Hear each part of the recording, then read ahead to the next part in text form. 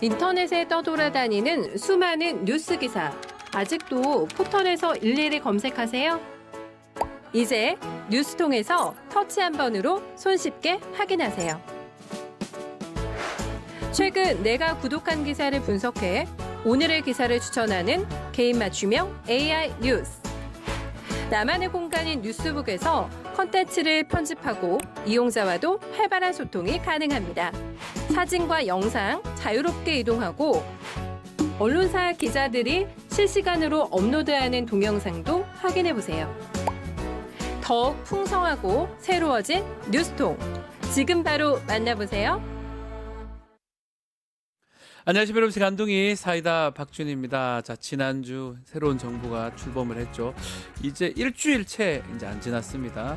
인수위가 없는 관계로 바로 국정 운영을 시작하고 있고, 어제 지난주부터 이번 주까지 인사 등 여러 가지 일들이 있고 있습니다. 자, 그리고 오늘 윤석열 재판이 있는데요. 지난주에 내란 특검법 등 국회를 통해서 특검 3법이 통과가 됐습니다. 관련해서 윤석열이 입장을 낼 수 있을지 그것도 지켜보면 될 것 같습니다. 오늘도 출근길 여러분과 함께 하겠습니다. 생방송 댓글 참여 많이 부탁드리겠습니다. 박준의 뉴스 인사이다 지금 바로 시작합니다.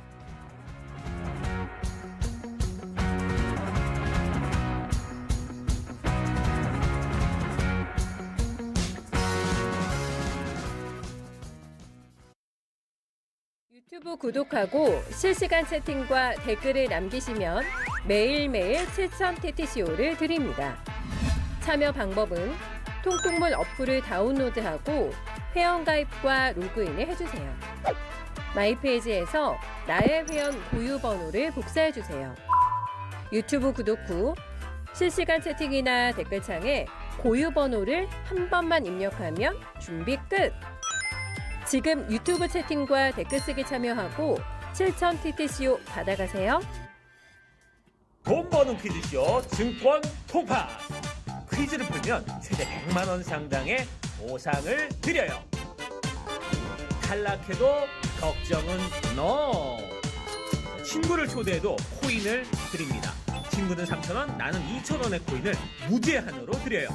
자세한 내용은 QR코드를 스캔해보세요. 상금의 주인공은 바로 당신. 바쁜 아침 오늘 꼭 알을 뉴스들 엄선해서 정리해드리겠습니다. 듣기만 이해가 쏙 뉴스픽. 오늘은 뉴스토마토의 이은혜 에디터 함께하겠습니다. 안녕하십니까? 네, 안녕하세요. 이은혜입니다. 네, 자, 이재명 대통령 임기 첫 주말 지금 숨가쁘게 지냈는데요. 연휴 기간 동안 대통령실 또 소식 전해주시면 좋을 것 같습니다. 네, 윤석열은 출근을 안 하고 이재명은 퇴근을 안 한다. 그 얘기가 있더라고요. 네, 너무 공감되지 않습니까? 취임 첫날 야근부터 김밥회의, 도시락회의, 강행군을 보낸 이재명 대통령, 금토일 연휴 기간도 쉼없이 달렸습니다. 6일에는 현충일 추념식에 참석했고 동작구 재래시장 깜짝 방문해서 직접 민생 경기 점검했습니다. 이어서 비서실장 통해서 대통령실 수석과 실장 인사와 조직 개편 발표했고요. 짬 내서 김문수 전 후보에게 안부 전화 걸기도 했습니다. 또 금요일 밤에는 트럼프 대통령과 20분가량 통화해서 정치 상태였던 정상 외교 다시 시동을 걸었습니다. 네. 이 대통령 15일부터 캐나다에서 열리는 G7 정상회의에 초청받았는데요. 취임 2주 만에 다자 정상외교 무대에 데뷔하게 된 겁니다. 관련 내용 강유정 대변인 브리핑 보겠습니다. 어젯밤 10시부터 20여 분가량 미국 대통령 트럼프와 통화했습니다. 트럼프 대통령이 먼저 이재명 대통령에게 당선 축하 인사를 건넸고 이재명 대통령 역시 트럼프 대통령에게 사의를 표했습니다. 두 대통령은 서로의 리더십에 대해 높이 평가하며 한미동맹 발전을 위해 노력해 나가기로 의견을 모았습니다. 두 번째 브리핑 하겠습니다. 이재명 대통령은 G7 정상회의에 초청받아 참석하기로 했습니다. 이에 이재명 정부는 윤석열 정부가 대폭 축소했던 대한민국 대통령 전용기 탑승 언론인 숫자를 문재인 정부 당시 수준으로 복원할 예정입니다. 네. 네, 7일에는 당대표 시절 함께 더불어민주당 이끈 분들이죠. 1, 2기 지도부를 한남동 관저에 초청해서 만찬 가졌습니다. 일요일에는 추가 인사 진행했습니다. 정무수석의 우상호 의원, 또 홍보소통수석의 이규현 전 JTBC 대표, 민정수석의 검찰 특수통 출신 오광수 변호사를 각각 임명했습니다. 네. 이로써 이재명 정부 국정을 이끌 3실장 7수석 체제 진용이 대부분 꾸려졌습니다. 전문가들은 통합과 실리를 표방한 이재명 정부 방향에 걸맞는 인사다. 특정 이념이나 연공 서열보다는 전문성을 우선시했다 등의 평가 내놨고요.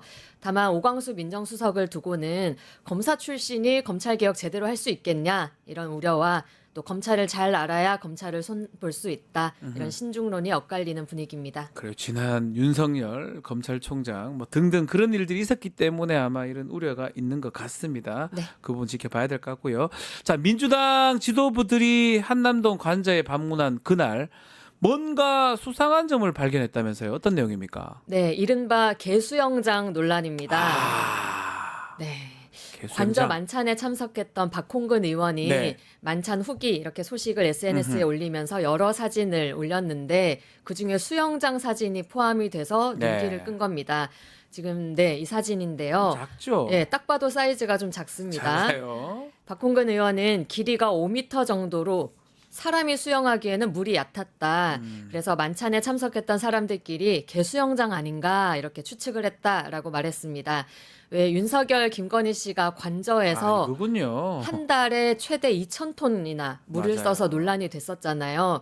이 시설물이 혹시 물 사용량과 관련이 된 게 아닌가 하는 시각도 제기되고 있습니다. 그간 대통령 관저를 둘러싼 여러 의혹들 많았는데요. 가령 불법 증축, 21g 무자격 공사, 스크린 골프장, 사우나, 수백만 원짜리 캣타워까지 아직 제대로 해명된 게 없는데 이번에 이 개수영장 설치에는 법 위반은 없는지 정말 물 사용량이랑 연계가 있는 건지 확실히 밝혀져야겠습니다. 앞으로 밝혀내야 될 것이 더 많은 것 같습니다. 개 수영장. 좋은 것 같긴 한데 이거를 저게 하는 게 맞는지 또 제대로 법령에 따라서 했는지 그 부분 다 확인이 돼야 되겠죠. 네. 자, 그나저나 용산 대통령실 인수인계를 두고 진짜 말이 많습니다. 소위 무덤 대통령실을 만든 원인이 드러났다면서요. 네, 이재명 대통령 취임 첫날 네. 브리핑에서 당혹감을 감추지 못했는데요. 그 영상 먼저 보시겠습니다. 지금 용산 사무실로 왔는데 꼭 무덤 같습니다. 아무도 없어요. 필기도구 제공해 줄 직원도 없군요. 컴퓨터도 없고 프린터도 없고 황당무계합니다. 황당무계합니다. 이렇게 네. 무덤이다. 대통령실 청사에 인터넷도 연결 안 돼, 컴퓨터에 한글도 안 깔려 있어, 프린터도 연결 안 돼, 심지어 필기 도구 제공해 줄 사람도 없었다 등 업무의 어려움을 전했는데요.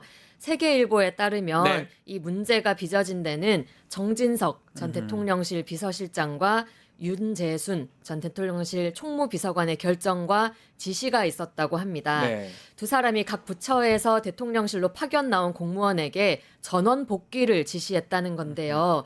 원래 정권이 교체돼도 한두 명 정도는 남아서 인수인계를 해줘야 되는 건데 그렇죠. 그걸 싹 무시하고 부처 공무원 전원을 복귀시켜버린 겁니다. 관련 기사 댓글을 보니 와 이거 진짜 선 넘었다. 국민 세금으로 돌아가야 할 시스템을 고의로 마비시킨 거냐.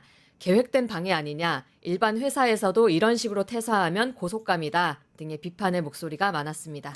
이 부분도 나중에 법적으로 문제될 여지가 아마 있을 겁니다. 그냥 없앤 건지 뭔가 자신들의 치부 그런 것들 증거인멸하기 위해서 했던 건지 등등의 또 문제가 발생할 걸로 보입니다. 네. 지켜보기로 하고요. 다음 소식으로 넘어가겠습니다. 대선 이후에 국민의힘 분위기는 어떻습니까? 네, 대선 패배 후에도 자중질환의 늪에서 빠져나오지 네. 못하는 분위기입니다. 이대로라면 보수 진영 괴멸로 이어질 거라는 경고의 목소리에도 불구하고 자성은커녕 당권 경쟁에 몰두하는 모양입니다. 차기 당대표 선출 문제인데요. 일단 김용태 비대위원장 목소리 듣고 오겠습니다.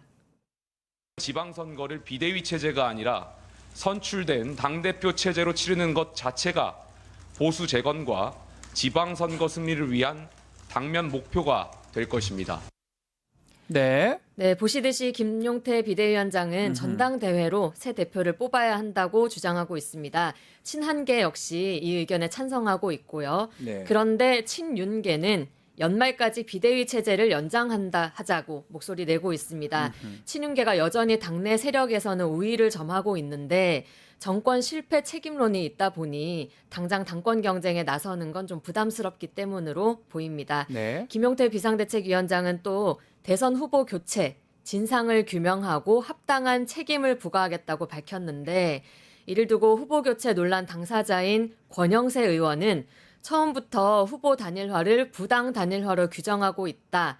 중립성을 의심케 하는 잘못된 표현이다라고 날을 세웠습니다. 네. 자, 민주당도 새 원내대표 선출이 진행되는데요. 어떻게 진행됩니까? 네, 오는 12, 13일 이재명 정부와 호흡을 맞출 집권여당 새 원내사령탑 뽑히게 됩니다. 더불어민주당 원내대표 선거에는 3선 김병기, 4선 서영교 의원이 출사표를 던졌습니다. 네. 모두 이재명계로 분류되고요. 국정원 인사처장 출신의 김병기 의원은 내란 종식 전면에 내세웠고 국회 행안위원장 보낸 서영교 의원은 이재명 정부의 경제정책을 뒷받침하겠다고 밝혔습니다. 이번 원내대표 선거에는 처음으로 권리당원 투표도 20% 반영되는데요. 표로 환산하면 34표나 됩니다. 민주당 의원이 167명인 만큼 적지 않은 비중이죠. 네. 그래서인지 당원들의 마음을 사로잡기 위해서 두 의원 SNS와 유튜브 등으로 적극적으로 선거운동하고 있습니다. 네, 원래 원내대표 선거는 의원들끼리만 했었는데요. 이번에는 당원 비중도 이제 반영이 된다는 거 좀 지켜봐야 될 것 같습니다. 다른 당 상황도 좀 보겠습니다. 이준석 의원 쪽 시끄러운 것 같아요. 네, 시끄럽습니다. 네. 지난 대선 후보 TV 토론에서 여성 신체 관련 폭력적 발언했던 이준석 네. 의원 후폭풍이 아직도 거셉니다. 이준석 의원의 의원직 제명에 관한 청원 39만 명이나 넘게 동의를 받은 상황입니다. 그렇군요. 네, 국민동의 청원은 30일 이내에 5만 명 이상 동의하면 국회 심사를 받게 되는데 기준을 훨씬 넘겨버린 거죠. 네. 지금 연휴가 끼어서 아직 국회 심사가 시작되지는 않은 상태고요. 조만간 국회 사무처가 소관위원회를 결정하면 위원회에서 청원 심사해 본의의 부의 여부를 정하게 됩니다. 그리고 국회의원 제명은 헌법에 따라서 국회의원 재적 3분의 2 이상이 찬성해야 되는데 네.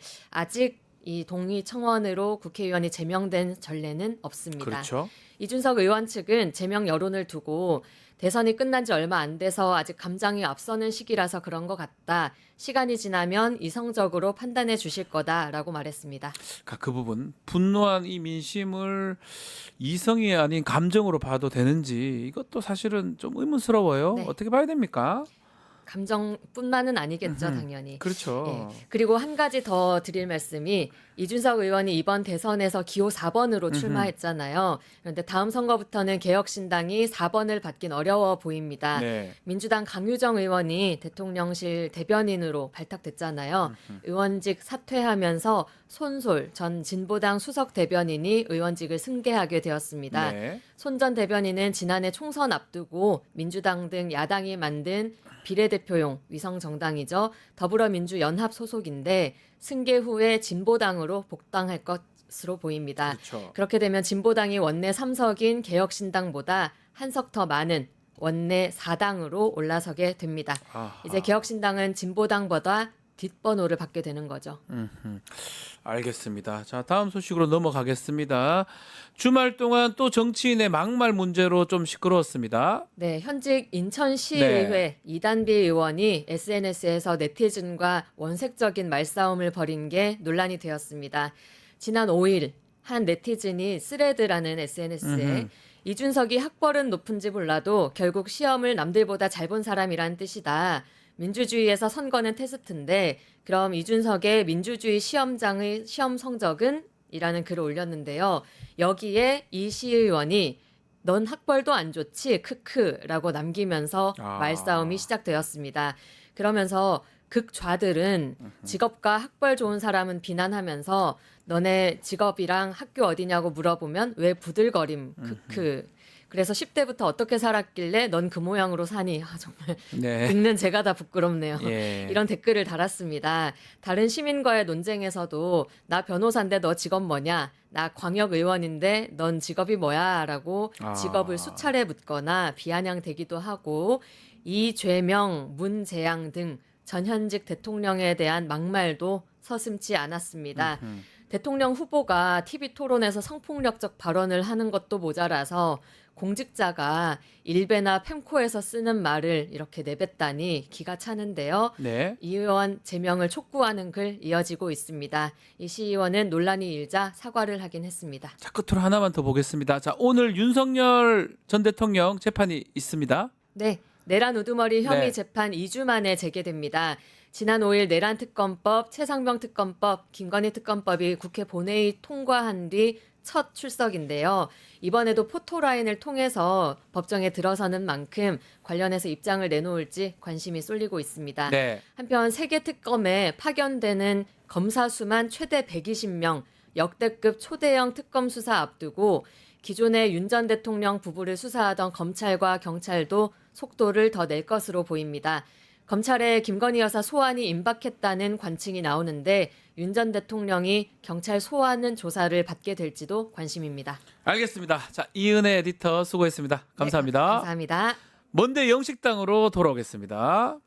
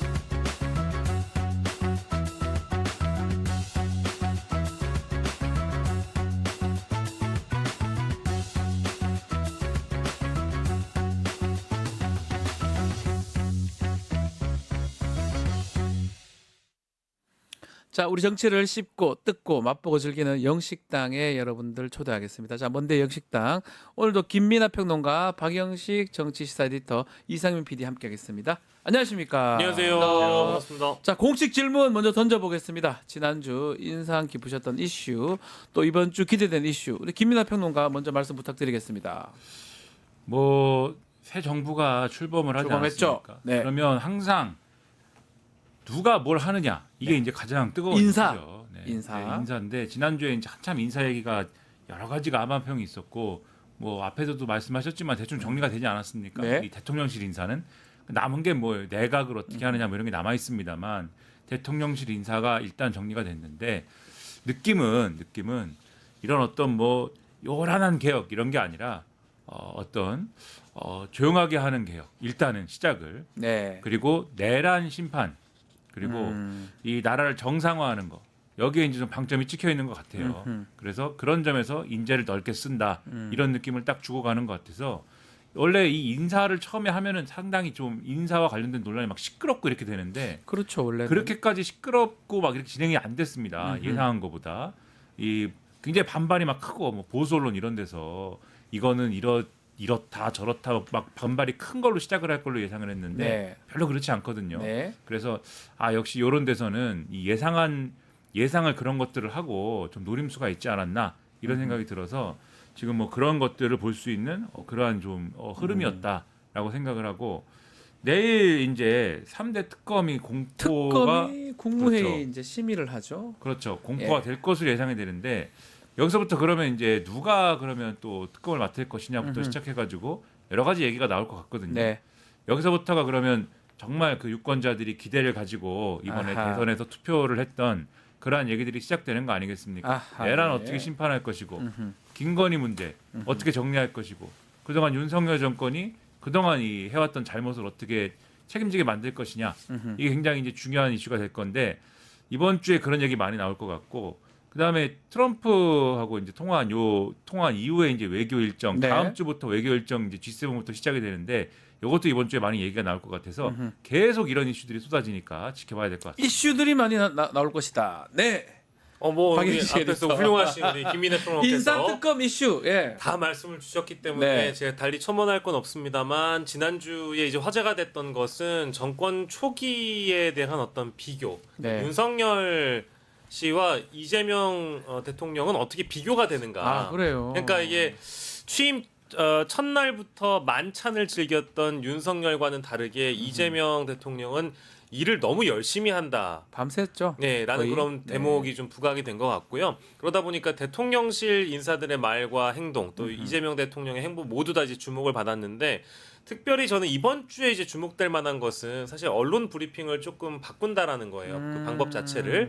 왜냐하면 그동안 대통령실 대변인이나 대통령실 인사들 위주로 이제 카메라 포커스가 맞춰졌는데 네. 질문하는 기자들의 얼굴이 이제 나오기 시작한다. 기자도 찍는다. 카메라 4개를 더 설치한다. 그러니까 뭐 이제 얘기했더라고요. 일부 언론 보도는 약간 불편한 기색도 보입니다만 대다수가 좀 환영하는 분위기인 것 같거든요. 네. 일부 언론은 그렇습니다. 근데 뭐 영국 그리고 캐나다, 호주 더 나아가서 이제 미국도 질문하는 기자의 모습을 비춰주는 게 너무 당연하게 지금 여겨지고 있기 때문에 우리가 그런 해외 선진국의 사례를 따라가지고 만약에 기자들의 모습을 또 비춰준다라고 하면 그동안 이제 봐왔던 기자들의 어떤 질문의 깊이 이런 거 많이 논란이 됐었는데 네. 그런 것들보다 좀 더 업그레이드된 질문이 나오느냐 이제 이런 관심이 또 있어가지고요. 예. 예. 자, 우리 이상민 PD는 예, 잠깐만요. 저 오늘 그 임명장 가져왔습니다. 트럼프 같기도 하고 이재명 대통령 같기도 하고. 예. 예, 그 제 인사 중이라서 예. 저 임명장 가져왔는데 제가 요즘에 연락을 한 분이 있어요. 자, 나와주시죠. 짜잔. 짜잔.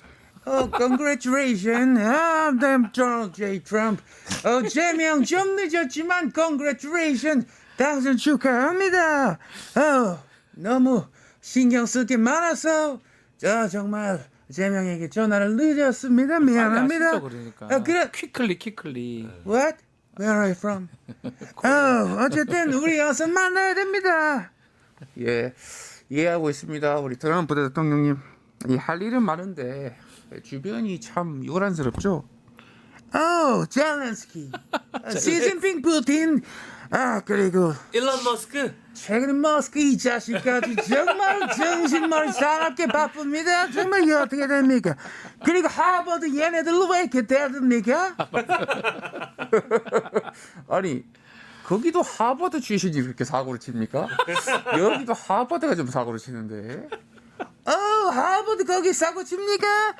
우리 어서 빨리 만나야겠습니다. G7으로 커먼하십시오. 아유, 야. 네, 좋습니다. 좋습니다. 예. 와, 이재명 대통령하고 트럼프 대통령 전화도 했습니다. 이제 20분 통화했다라고 네. 하는데 네. 저는 저 인상 깊었던 부분이 어쨌든 그 통화를 하면서 공감대라는 게 있어야 네. 되잖아요. 야, 근데 그 보도에 이미 나왔습니다만은 두 분의 공감대가 있죠. 두 분의 공감대가 이제 테러를 당했던 그러니까요. 경험이 있다. 그러니까 굉장히 일생에서 단 한 번도 겪지 말아야 될 일이 어찌 보면은 한미 정상 간의 통화에서 이른바 이제 좀 호재로 작용할 수 있는 그러니까 공감대가 있는 그러니까 거니까요. 공감대니까요. 그런 얘기를 했다는 거에 대해서 참 저도 기분이 좀 묘하더라고요. 네. 그런 이야기를 나눴던 두 사람의 마음은 또 어땠을까 궁금하기도 하고 이제 어쨌든 G7에 가서 볼 기회가 있는 거고 더 나아가서는 빠르게 방미 요청을 한 거니까 아마도 한미 정상회담까지 좀 정상회담도 가능하겠죠. 부드럽게 또 이어지지 않겠는가 그렇게 내다봅니다. 알겠습니다. 자, 2주차 지금 이재명 정부 출범입니다. 인사 얘기를 좀 모두에도 했는데요. 지금까지 인사는 어디에 초점을 맞췄다고 봐야 됩니까? 김민하 평론가. 쭉 보니까 평가도 좀 한번 같이 내려주시면 좋을 것 같아요. 이제 인사들을 쭉 보니까 네. 색깔이 다양한 인사들이 많이 이제 포진을 하고 있는 것 같아요. 대통령실에는. 색깔이 다양하다. 그렇죠. 가령 이제 뭐 외교안보 분야를 보면은 위성락 국가안보실장이 있는가 하면 위성락. 근데 또 예. 국정원장 후보자는 이제 이종석 네. 후보자이지 않습니까? 네. 근데 이 두 분이 원래 한 분은 이제 대북 정책과 관련돼 가지고 큰 줄기에서 대북 정책을 우선해서 이제 목소리를 내야 되는 그런 입장에 있는 분이고 위성락 안보실장은 이제 소위 말하는 북미통이다 이래가지고 서로 이제 관점이 다른 분들이거든요. 굳이 한다면 관점이 그렇죠. 다르다. 예. 두 분이 이제 같이 있지 않습니까? 예. 그리고 이 정책실장은 김용범 전 이제 기재부 1차관이 이제 정책실장을 차관. 맡기로 했고, 근데 그 밑에 수석들은 경제성장수석이라든가 사회수석이라든가 이런 분들이 이제 학자 출신인 거잖아요, 지금. 네. 그러니까 원래 이제 문재인 정권 때는 실장급이 이제 학자 출신이고 실무급들이 이제 관료 출신이고 이랬는데 이게 좀 뒤집어진 듯한 느낌이거든요. 네. 그래서 관료 출신이 이제 키를 잡는 듯한 뭐 그런 모양새인데 뭐 키는 대통령이 잡는 거죠. 대통령이 잡는 건데 이런 느낌들을 보면은 이게 뭔가 주요한 이제 실장급이나 이렇게 이제 좀 포커스가 맞춰지는 직책들을 보면은 네. 이게 크게 이제 어떤 기존에 이제 어떤 이 갖고 왔던 큰 정책들에 대해서 실험적인 어떤 정책을 도입한다거나 아니면 기존에 있던 어떤 큰 틀을 약간 흔들거나 바꾸는 이런 정책을 갖고 온다기보다는 큰 틀에서 가는 어떤 대한민국이 왔던 흐름들을 유지하는 정책 이런 것들이 이제 일단은 기본으로 가는 것으로 보여요. 왜냐하면은 지난 대선에서도 이재명 대통령이 말씀했지 않습니까? 우리는 이제 중도를 중심으로 하는 실용주의로 간다. 네. 이렇게 말씀했기 때문에 일단은 실용의 방점이 찍히는 그러한 이제 인사이다라고 실용주의 보이고 코드. 그렇죠. 실용의 방점이 찍히는 것이고 또 중도의 방점이 찍히는 것이고 그렇다고 해서 뭐 개혁이나 이런 걸 안 하는 것이냐? 제가 볼 때는 그것보다는 일단 나라를 정상화하는데 이제 우선의 방점이 찍히는 것이다. 왜냐하면 경제라고 할 때도 윤석열 정권이 경제를 너무나 많이 지금 말아먹었기 때문에 그러니까요. 그냥 이 객관적인 지표만 봐도 당장 이번 주에 또 뭘 해야 되냐면 추경 논의를 해야 됩니다. 네. 예, 추경을 또 논의해가지고 엄청난 이제 어떤 이 경제적 피해를 지금 보상하기 위한 보전하기 위한 이 대규모의 이제 재정 확장은 불가피한 거거든요.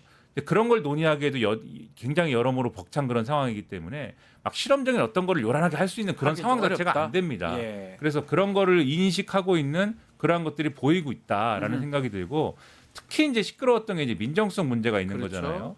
이 민정수석 문제도 대통령이 뭐 직접 설명을 했다고 하는데 이게 이제 지금 검찰을 잘 아는 사람이 와야 되는 상황이다. 네. 이전에도 사실 이제 학자 출신을 쓴 건데 조국 전 장관이 그런 사례지 않습니까?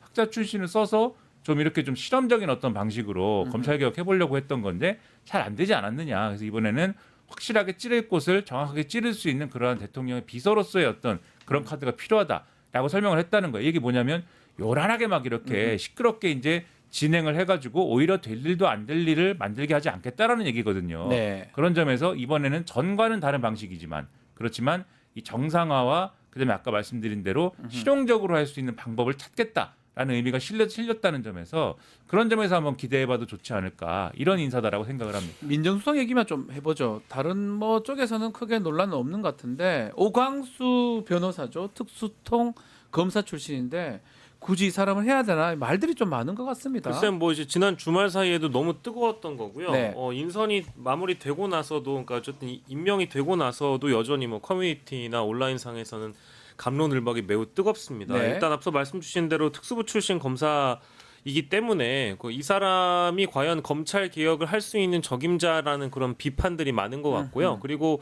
그 속내를 좀 들여다 보면은 윤석열 검사와 일을 했던 경험이 없지 않아요. 대검 중수부 시절에 같이 일을 했기 때문에. 아니 둘 다 특수통이면 같이 할 수밖에 없어요. 다 걸립니다. 그러니까요. 사실은. 네. 결국에는 이제 검찰 출신이고 심지어 특수통 출신인데 이 검찰이라는 조직을 개혁을 할 수 있느냐, 장악을 하는 것을 넘어서 완전히 분골쇄신해야 된다라는 이 목적이 있는 자리인데 왜 이런 인사를 안쳤냐는 비판은 있습니다만. 전반적인 이 민정수석뿐만 아니라 대통령실의 초기 인선에 대한 기준을 보면 어쨌든 대통령실이 밝힌 대로 국민에 대한 충직함과 네. 대통령의 이 국정 철학을 잘 이해하고 있는 사람이라고 밝혔습니다. 그리고 더 필요한 건 능력이라고 그랬어요. 능력과 역량이라고 밝혔거든요. 네. 그러니까 대통령과의 관계가 어땠는지 중요한 게 아니고 그리고 실제 이 사람의 배경이 어떤지 중요한 게 아니라 뭐 물론 그것도 다 중요하다 말씀하시는 분도 있겠습니다만 제일 중요한 건 능력이다.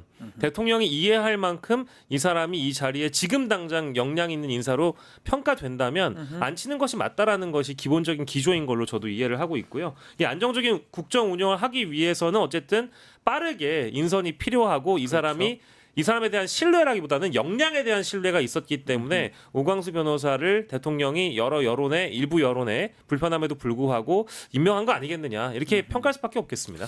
여기서 한 마디만 더 예. 붙이면 원래 민정수석이라는 자리가 이제 검찰 개혁을 뭐 전담하고 뭐 이런 자리도 아닙니다 사실. 맞아요. 뭐 사실 사정 뭐 이런 거죠. 인사. 그렇죠. 예. 그러니까 원래는 이제 아주 과거에는 이 지금처럼 이제 인터넷이라든가 이런 게 없던 시절에 시중의 여론을 듣고! 그렇죠. 수사기관의 힘을 빌어서 네. 예, 시중의 여론을 듣고 이런 걸 전달하고 이 대통령에게 전달하고 그러는 와중에 뭐 쓴소리도 하고 뭐 이런 자리였거든요. 그래서 네. 이름이 민정수석입니다. 이름이 민정수석이 된 이유가 있는 건데 근데 이제 그런 역할들이 이제 여러모로 이제 협소해지면서 그러면서 이제 결국에는 권력기관을 장악하고 그것의 컨트롤 타워를 하는 역할만 남게 돼가지고 지금 상황처럼 된 건데 이게 뭔가 검찰 개혁과 연관이 있는 자리처럼 인식이 된 거는 문재인 정권 때 이제 조국 네. 민정수석을 보내면서 그렇게 된 거였거든요. 근데 사실 방금도 말씀드렸듯이 본래적인 이제 어떤 업무 영역이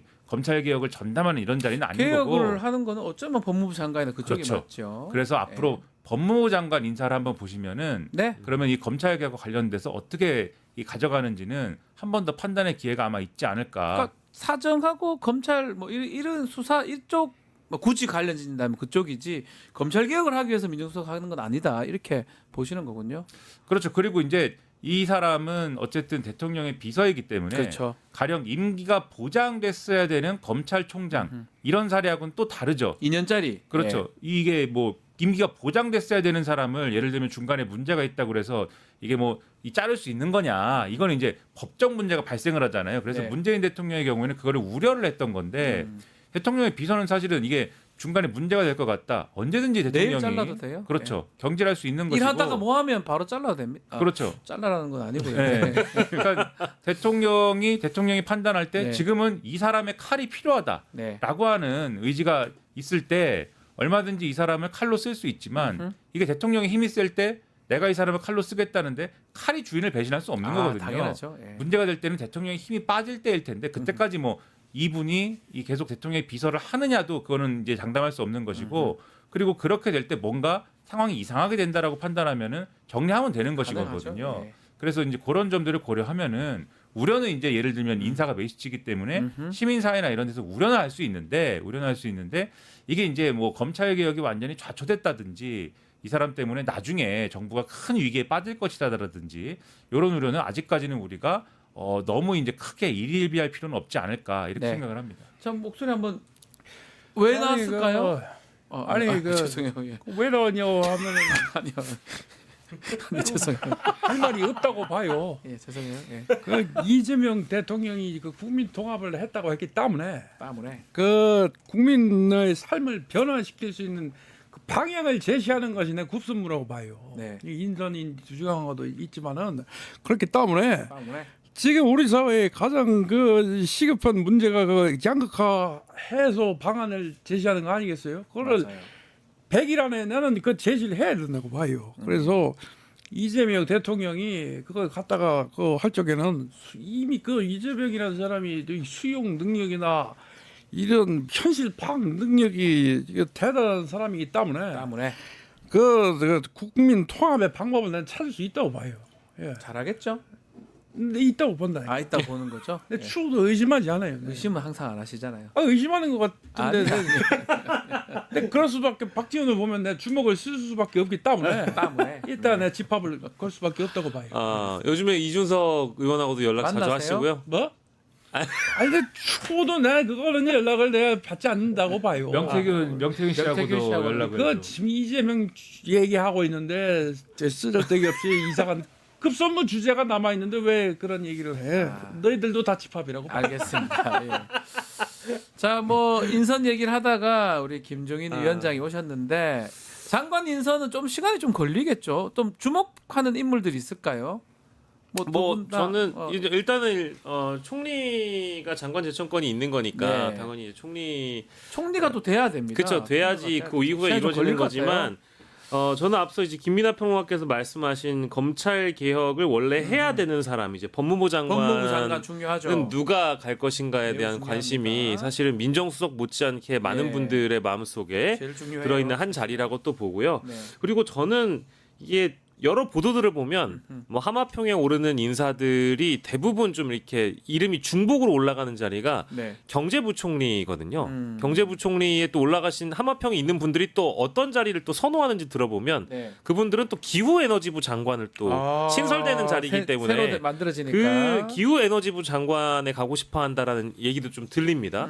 그래서 뭐 일단 중요한 것은 검찰개혁 못지않게 지금 대통령께서 첫 일성으로 경제 회복을 또 내거셨기 때문에 어떤 방식으로 경제를 살려나갈 것이고 국가의 에너지를 어떻게 또 만들어낼 것인가에 그런 대한 자리들. 어떤 그 기틀을 새롭게 만드는 기후에너지부 장관도 굉장히 관심이 갑니다. 지켜보기로 하고요. 자, 위성락 강유정 의원이 원래 민주당 비례대표였었는데 대통령실로 자리를 옮기면서 비례대표직 승계가 이루어집니다.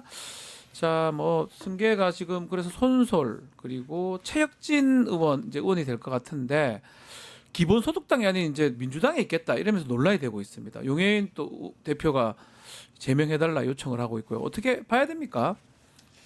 근본적으로는 이게 그 위성정당이라고 네. 하는 그 이제 태생적인 어떤 문제로부터 발생한 혼란이죠, 사실. 그렇죠. 네. 그때 만들면서 이런 일이 발생할 거로 예상은 하긴 했는데 빨리 그렇죠. 나왔습니다. 그러니까 네. 위성정당으로 이제 당시에 이제 뭐 위성정당이라고 이제 통칭 표현이 되는 네. 그 당시에는 지금 이제 어쨌든 이 기본소득당이 원래 당을 유지하면서도 그 위성정당을 통해 가지고 어쨌든 비례대표를 배출해야 되는 그런 네. 상황이었기 때문에 근데 이게 내용적으로는 그런 것인데 형식적으로는 어쨌든 간에 더불어민주연합으로 지금 이제 비례대표 의원이 된 거지 않습니까? 그렇죠. 그 순번을 받은 거기 때문에 지금 이 사단이 벌어진 거거든요. 그래서 말씀드린 대로 결국은 이제 그 선거법 문제하고 위성정당이라는 요 존재적인 어떤 문제로부터 발생한 거다. 그 말씀을 드리는데 이거를 어쨌든 간에 이제 이 기본소득당은 원래 합의한 대로 이제 해달라라는 거잖아요. 결과적으로. 최초 합의대로 해달라. 네, 합의한 대로 제명을 해달라. 이게 형식적으로는 어쨌든 간에 비례대표이기 때문에 제명을 해줘야 기본소득당으로 돌아올 수가 있는 것이기 때문에 형식적으로 원래 합의한 대로 형식을 취해달라라는 건데 당사자가 이제 그게 싫다는 거 아닙니까? 예. 그러니까 요거는 민주당 제가 볼 때는 가겠다는데. 그렇죠. 예.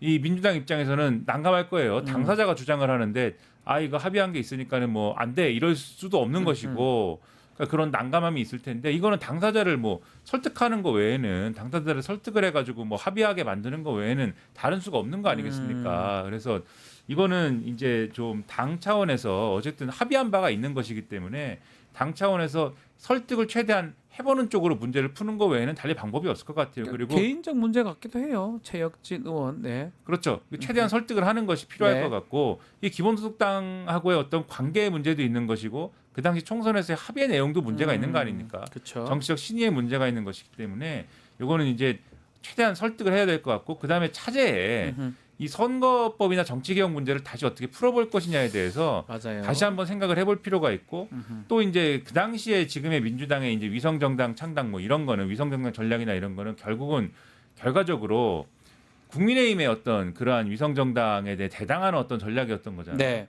그래서 국민의힘도 좀 이번 기회를 통해서 이 선거법과 관련된 어떤 판단이나 이런 거를 계속 지금도 앞으로 선거법 어떻게 할 거냐고 물으면은 우리는 준연동형제에 대해서는 반대하기 때문에 아무 거에도 지금 아무런 지금 대안에도 저 말을 안 하겠습니다. 뭐 이런 태도일 텐데 이 정치개혁 문제에 대해서는 좀 전향적인 태도를 국민의힘도 한번 보여봐라. 네. 이런 얘기를 좀 드리고 싶습니다. 바뀌긴 바뀌어야 될 것 같아요. 이게 좀 네. 어렵긴 한데, 그러니까 새 진보 연합 당시에 그 연합체가 더불어민주연합으로 흡수된 거고, 맞아요. 더불어민주연합이 민주당으로 이제 흡수가 된 그런 과정이 있었던 거잖아요.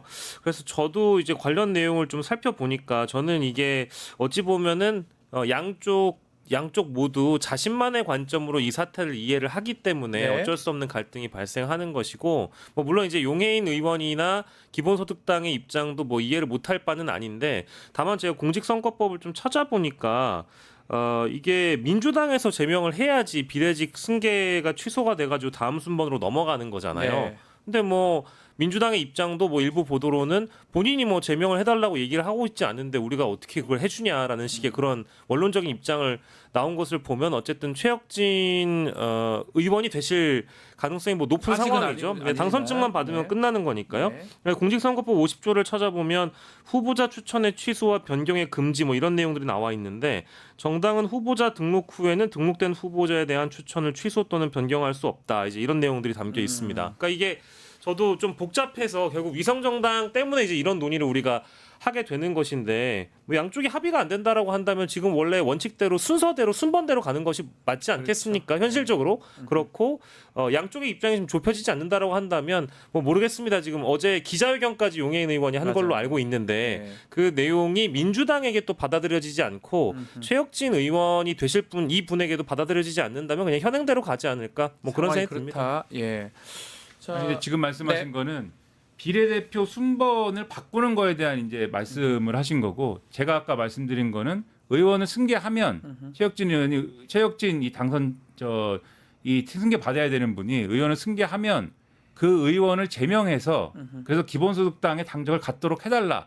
이게 이제 기본소득당이 그렇죠, 이제 주장하는 그렇죠. 바니까 예. 그게 이제 합의한 바라는 거잖아요. 기본소득당은. 그래서 그러려면은 이게 작동하려면 이 결론은 똑같은 결론인데 최혁진 의원은 다 받아들여야 된다. 그렇죠. 본인. 설득을 해야 한다. 본인이 받아들여야 예. 된다는 그 거예요. 방법 외에는 없다. 방법 결론은 없다. 근데 이거다. 그리고 사실 최혁진 그 부원장이 어디에서 그럼 그동안 활동을 했는지도 사실 또 우리가 살펴봐야 되는데 네. 그냥 계속 민주당 활동을 쪽에 했어요. 있었어요. 그리고 예. 이번 대선에서도 정책본부에서 부본부장을 하신 거고요. 네. 그럼 이 기본소득당에서 어떤 역할을 최혁진 부원장이 했기에 다시 기본소득당으로 돌아가는 것이냐. 이제 요 맥락도 사실 일반 유권자들은 잘 이해하기가 어려운 대목인 것 같습니다. 네. 민주당 인사인 거잖아요. 알겠습니다.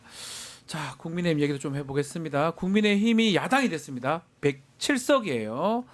입법 대응 이제 어렵고 녹록치 않게 됐는데 결국은 제2요구권 이렇게 장벽이 하나 있었는데 그게 사라져버린 상황이기 때문에 국민의힘이 법사위원장 우리 야당이 맡아야 된다 이런 주장을 펼치고 있어요. 주진우 의원이 막 그런 얘기를 했던 것 같은데요. 그러니까 이게 매번 정권이 바뀌면은 뭐 이런 주장을 이제 하죠.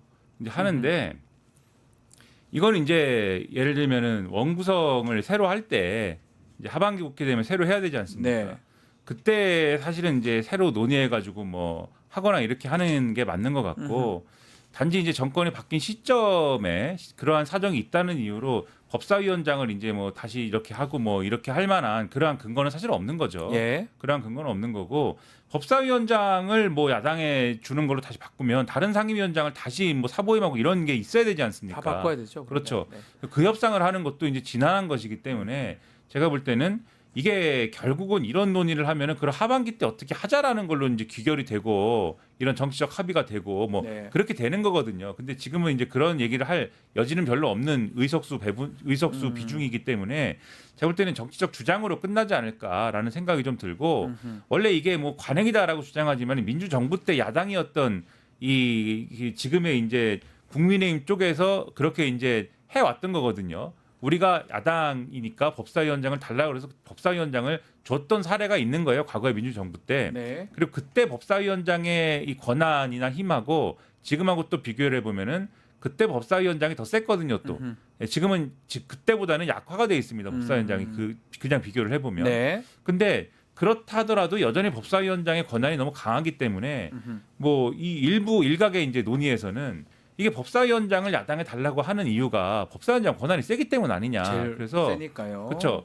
법사위원장의 입법관에서. 권한을 좀 줄이고 뭔가 이렇게 좀 상임위를 나눠야 될 필요성이 있는 거 아니냐라는 논의도 계속 상존해 오고 있는 상황입니다. 그래서 그것까지 포함해서 그러면 하반기 국회 때 이 원구성을 할 때 국회가 그 원구성하는 시점에 이르기까지 이 국회에 또 여러 가지 상임위 개혁이나 이런 게 또 있어야 되는 거잖아요. 네. 그걸 포함해서 한번 논의를 해봐라 그런 말씀 드리고 싶습니다. 같이 좀 논의가 돼야 되는데 우리 뭐 예, 김기현이에요. 지금 이재명 대통령은 무소불위의 권력으로 악법을 밀어붙이고 보수 괴멸을 통한 50년 장기 집권을 획책하려고 하고 숨을 좀 있습니다. 쉬셔야 될 것 같은데.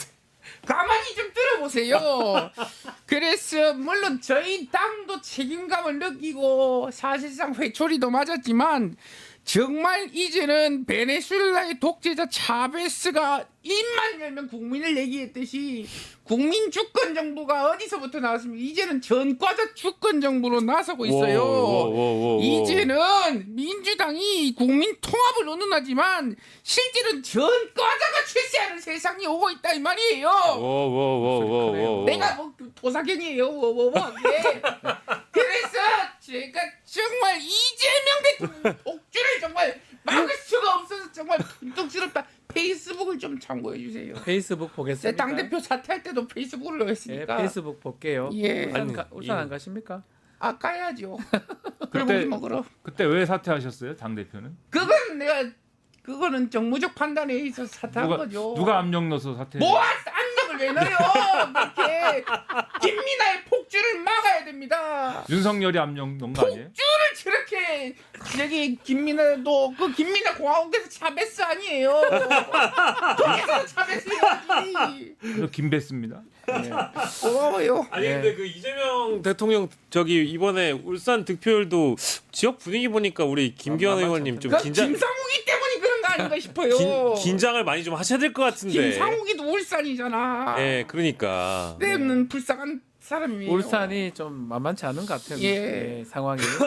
자, 뭐 지금 법사위원장이 이제 야당이 맡아야 된다 주장을 하니까 또 여당 입장에서는 아니다. 또 법사위원장 지금 방위실에서 네. 어떤 반응들이 나오고 있죠? 당연히 뭐 국민의힘에 법사위 내줄 수 없다라는 입장이 뭐 대다수 이런 입장을 갖고 네. 있고요. 제가 어디 그 재밌는 기사를 봤는데 네. 뭐 익명을 요구한 어떤 의원님은 그런 얘기를 하셨다라고 하더라고요.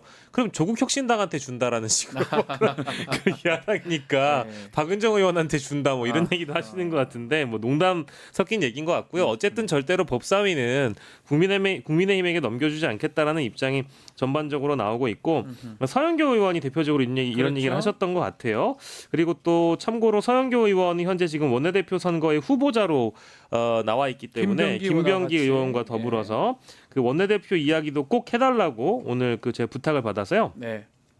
일단은 원내대표는 현재 이번 주에 이제 투표를 하게 되고 제 기억으로는 13일로 알고 있습니다. 네, 맞습니다. 12일이 온라인 투표고 13일이 국회의원 투표인데 이게 좀 달라지는 내용이 있어요. 네. 20대 80으로 권리당원이 20%를 투표를 하고요. 당원이 찍습니다. 예, 80%는 국회의원 투표가 예정이 되어 있습니다. 근데 원래 100%로 의원들끼리 뽑았을 때는 기자들도 예상하기가 어려웠던 네. 정치부 기자들도 물어보면 다 각기 다른 인물들을 주장해 왔었거든요. 뭐 생뚱맞은 사람이 된 적도 있고 뭐 그러다 네. 보니까 굉장히 어려운 선거, 대통령 선거보다 예측하기가 어렵다라고 하는데 온라인 민심으로 들어가는 권리당원 투표의 반영 비율이 김병기, 서영교 두 분에게 어떤 영향을 줄지에 대한 것도 좀 우리가 주목해 볼 만한 포인트인 것 같고요. 달라지는 내용이 이제 요 내용은 꼭 설명이 필요하다고 말씀을 해주셔가지고 네, 요 내용 소개해드렸습니다. 자, 국민의힘도 원내대표 선거합니다. 이제 권성도 원내대표가 나갔는데요. 선출 날짜가 지금 다가왔죠. 후보군들이 누구입니까? 후보군들이 뭐 지금 뭐 금방 나왔던 예. 나올 것 같기도 하도 김기현 아니 근데 당 대표로 하신 분인데 그러니까 저는 좀 왜 이상하긴 굳이 한데. 원내대표에 김기현 의원이 나오시려고 네. 하는지 잘 이해는 잘 안 되네요. 이게 뭐 어쨌든 이게 뭐 하마평인 거니까. 네, 김기현, 나경원, 김도읍 김상훈, 박대출, 이현승, 삼선엔 김성원, 성일종, 송원석 이게 뭐 원내대표 후보군으로는 굉장히 많은 분들이 거론이 되고 있습니다만은 아까 얘기했던 김기현 의원은 좀 이번에 쉬시는 게 좋을 것 같아요. 이렇게 쭉 뭐 안녕하십니까. 안녕하십니까? 지금은 원내대표가 중요한 게 아닙니다. 아닙니다. 지금 우리는 전당대회도 있습니다. 그런데 아재 개그 하나만 던지고 그래요, 가겠습니다. 그렇게 하세요. 갑자기 그- 가쁜 왜 불만입니까? 김영식 씨 사퇴하십시오. 아이 김영식 아닌데. 네, 이영식 씨 알겠습니다. 자, 우리 나라를 잃으면 안 됩니다. 나라를 잃으면 뭐가 됩니까? 나라를 네. 잃으면 예, 가다 마바사가 됩니다. 네, 가나다라 마바사에서 재밌었는데 김민하 평론가 인사하고 네, 있습니다. 어쨌든 지금은 우리 당이 일신해야 됩니다. 네. 그러기 위해서는 김용태 위원장부터 임기 언제까지 할 건지 정해야 된다. 이렇게 봅니다. 그래요. 네, 거치부터 명확히 밝히는 것이 우리 박용태 위원장님의 그런 책임감이라고 봅니다. 우리 이용태 위원장님은 김용태입니다. 책임감을 밝혀주십시오. 네. 고맙습니다. 김용태 위원장 얘기로 마무리를 하죠. 김용태 위원장이 자기 사퇴하지 않겠다 선을 그으면서 뭔가 임기 연장에 염두한 거 아니냐 이렇게 얘기를 하는데 고치 문제 앞으로 개파 간의 힘겨루기로 보일 것 같기도 합니다. 그러니까 네. 원내대표 선거 말씀하셨는데 거기도 예를 들면은 여러 사람을 말씀하셨지만 네. 뭐 어떻게 될지 할 모르는 수 거 없어요. 사실은. 너무 많아요. 그러니까 이게 개파 대결로 가면 네. 누가 친한 게냐 이렇게 되는 거잖아요. 이제 그러니까요. 노골적으로 얘기하면. 찾아봐야 되고. 근데 뭐 하마평에 오르는 인물 중에는 친한 게는 김도읍 의원이나 김성원 의원 정도 뭐 아니냐 이렇게 얘기한다지만 이분들이 명확하게 아니, 그러면 그분들도 친하게로 얘기 안 할 것 그렇죠. 같아요. 예. 명확하게 내가 친한 게 하는 분들은 아닌 거고 네. 그리고 친한 게라고 해봐야 이제 현역 의원이 뭐 몇 명이냐 이게 몇 명 되지도 않지 않느냐. 네. 그러니까 내가 친한 게 해봐야 뭐 득표 도움도 안 돼요. 그러니까 이런 것이 있어가지고 게임이 되는 거냐 이런 의문이 있는 가운데 김용태 비대 그러면 이제 소위 말하는 친윤줄이 어쨌든 유리한 판 아닙니까? 네. 이 원내대표 선거도 그렇고 근데 다만 전당대회를 하게 되면 전당대회는 이제 당원들이 어쨌든 힘을 쓰는 거잖아요. 대선을 졌지 않습니까 지금? 네. 대선을 진 상황에서 대선 진 거에 대한 어떤 책임은 묻지 않겠느냐 이 당내 주류에 대해서 그러면 거기서는 친한계가 좀 유리하지 않겠느냐 한동훈 전 대표가 유리하지 않겠느냐 이런 생각이 있으니까 지금 전당대회를 하고 싶지 않은 거잖아요. 네. 친윤 주류는. 근데 김용태 비대위원장이 하는 얘기는 전당대회는 자기는 임기가 이 30일까지니까 그 다음에 올 비대위를 뭐 이 다시 꾸리겠다는 것까지는 인정을 하겠는데 그 비대위는 전당대회를 준비하는 비대위여야 되고 9월 달에는 전당대회를 해야 된다라고 지금 주장을 하는 거잖아요. 맞습니다. 그랬더니 친한계에서 당장 뭐라고 합니까? 아 오랜만에 소나기가 내리는 듯한 청량감이 있다. 이렇게 얘기를 하지 않습니까 지금. 그러니까 이게 거기다가 더불어서 지금 뭐라고 하고 있냐면 지난번에 김문수 후보를 한덕수 전 총리로 바꾸려고 했던 문제에 대해서 당무감사를 해야 된다라고 지금 주장을 네. 하고 있거든요. 그러니까 김용태 비대위원장의 지금 입장은 완전히 친윤계를 갑자기 사실은 친윤 주류에 의해서 지금 비대위원장이 된 인물인데 맞습니다. 친윤계를 상당히 곤란하게 하고 친윤계를 타격하는 방향으로 완전히 지금 바뀌어 있는 그런 상황입니다. 예. 그럼 이렇게 되면은 앞으로 친윤계에서 김용태 비대위원장을 또 가만히 안 두는 상황으로 계속 이제 갈 수 있을지 가겠죠. 이것도 의문이에요. 그렇죠. 상당히 예. 흔들리고 이미 사실 김용태 비대위원장 끌어내리기는 시작이 됐거든요. 시작됐다. 비대위원들이 다 사퇴하지 않았습니까? 그래서 이것도 볼만한 포인트가 아마 될 것이다. 김문수 예. 네, 근데 이거는 그 원내대표가 이제 뽑히기 전에 어쨌든 권성동 원내대표 네. 그만둔다고 한 거 아니겠습니까? 근데 네. 어쨌든 명목상 자리를 지키고 있는 상황이기 때문에 김용태 비대위원장이 그만두면은 권성동 원내대표를 중심으로 해서 또 뭐 비대위원장을 임명하지 않겠느냐는 일각의 우려가 특히 네. 친한계가 그런 얘기를 많이 하는데 그런 우려가 반영돼서 김용태 위원장이 자리를 지킨과 동시에 당의 어떤 DNA를 좀 바꾸려고 하는 네. 것 같아요. 근데 그 얘기가 탄핵 반대 당론 무효화, 뭐 비상계엄 오대 과제. 옹호할 때 예. 징계하겠다 이런 거잖아요. 근데 이것도 사실은 뭐 이제 와서 이런 얘기 하느냐라는 게 사실 굉장한 그 국민적인 비난이거든요. 예. 저는 뭐 이런 모습이 뭐 늦은 게 굉장히 다행이긴 한데 늦어도 이런 모습을 보여주는 게 다행이긴 한데 이게 지금 국민들이 바라봤을 때는 너무 좀 우스운 일이다. 이 말씀 꼭 드리고 싶어요. 거기에 마지막- 하나만 더 이제 붙이면 좀 들어보자. 아니 자리 다툼은 하면 안 됩니다. 자리 다툼 안 되는데 우리도 똑같은 쓰레기 더미로 들어가게 만드는 거 쓰레기더미입니까? 그거는 안 됩니다. 예. 지금 저도 당 대표, 대통령 후보 욕심 없습니다. 욕심 있는 지금- 것 같은데. 턱걸이 하시던데. 그 관도 있으면 대봐요. 댓글이 몇 개나 해? 죄송합니다. 불나고 몇 개나 해? 죄송합니다. 그 허리 몇 개나 돌려? 죄송합니다. 그래서 당 대표 지금 누굴 정하는 게 이거 아무런 의미가 없다.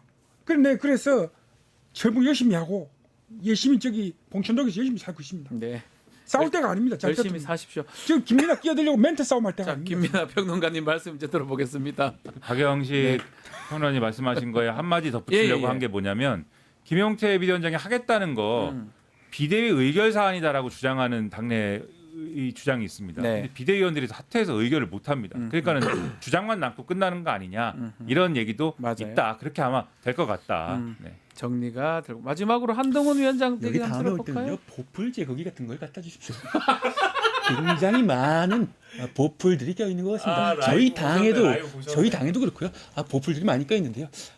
어떻게 해야 됩니까? 그 보풀이 있을 때 어떻게 해야 됩니까? 보풀 제거를 해야죠. 예. 그런데 얼굴만 좀 하고 있습니다. 알겠습니다. 예. 당에도 보풀이 많이 낀 것 같습니다. 예. 그 말씀드리겠습니다. 원대 영식당 오늘은 여기서 마무리를 하겠습니다. 세 분 감사합니다. 감사합니다.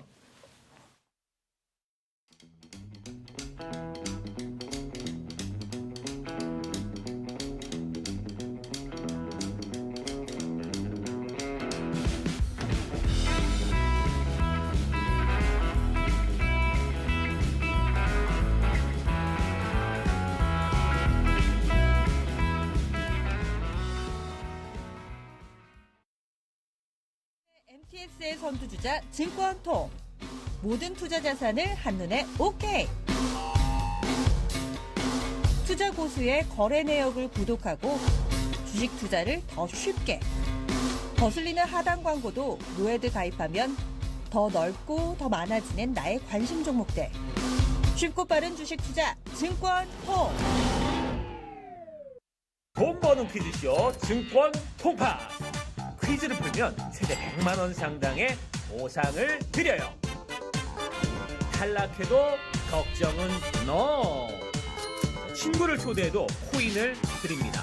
친구는 3,000원, 나는 2,000원의 코인을 무제한으로 드려요. 자세한 내용은 QR코드를 스캔해보세요. 상금의 주인공은 바로 당신! 자, 이재명 정부 출범하면서 언론개혁에 대한 관심도가 커지고 있는 상황입니다. 또 리박스쿨 문제 계속해서 드러나고 있는데요. 자, 오늘은 가방위원장 최민희 더불어민주당 의원과 이야기 나눠보겠습니다. 의원님 나와 계십니까? 예, 안녕하세요. 최민희입니다. 네, 너무너무 반갑고요. 지난 4일자로 이재명 정부 출범했습니다. 선거 기간 동안 저희는 의원님이 춤추고 이런 모습도 많이 봤던 것 같아요. 소감이 어떻습니까? 일단 국민들께서 네. 이재명 정부를 선택하셔서 나라를 누란의 위기에서 막아주셨다. 이렇게 생각했고, 이번 선거의 특징 중에 하나가 각 지역의 자원봉사자들이 너무너무 능동적이고 그리고 활성화되어서 선거를 치렀는데 네. 이것은 그 위기의식의 발로였다고 생각합니다. 국민들이 진짜 큰일 났다. 네. 이 내란 세력이 다시 집권하면 정말 큰일 난다, 나라가. 그런 위기의식의 발로였다고 생각하고, 이재명 대통령은 이념의 인물이 아니고, 이념의 사람이 아니고, 네. 실용, 매우 실용적이고 국익 중심의 사람이고, 국민 중심 사고를 하시기 때문에 네. 열심히 잘하실 거라고 믿고 있습니다. 자, 지난주 이제 조직 개편 또 일부 수석 인사 발표가 있었습니다. 네.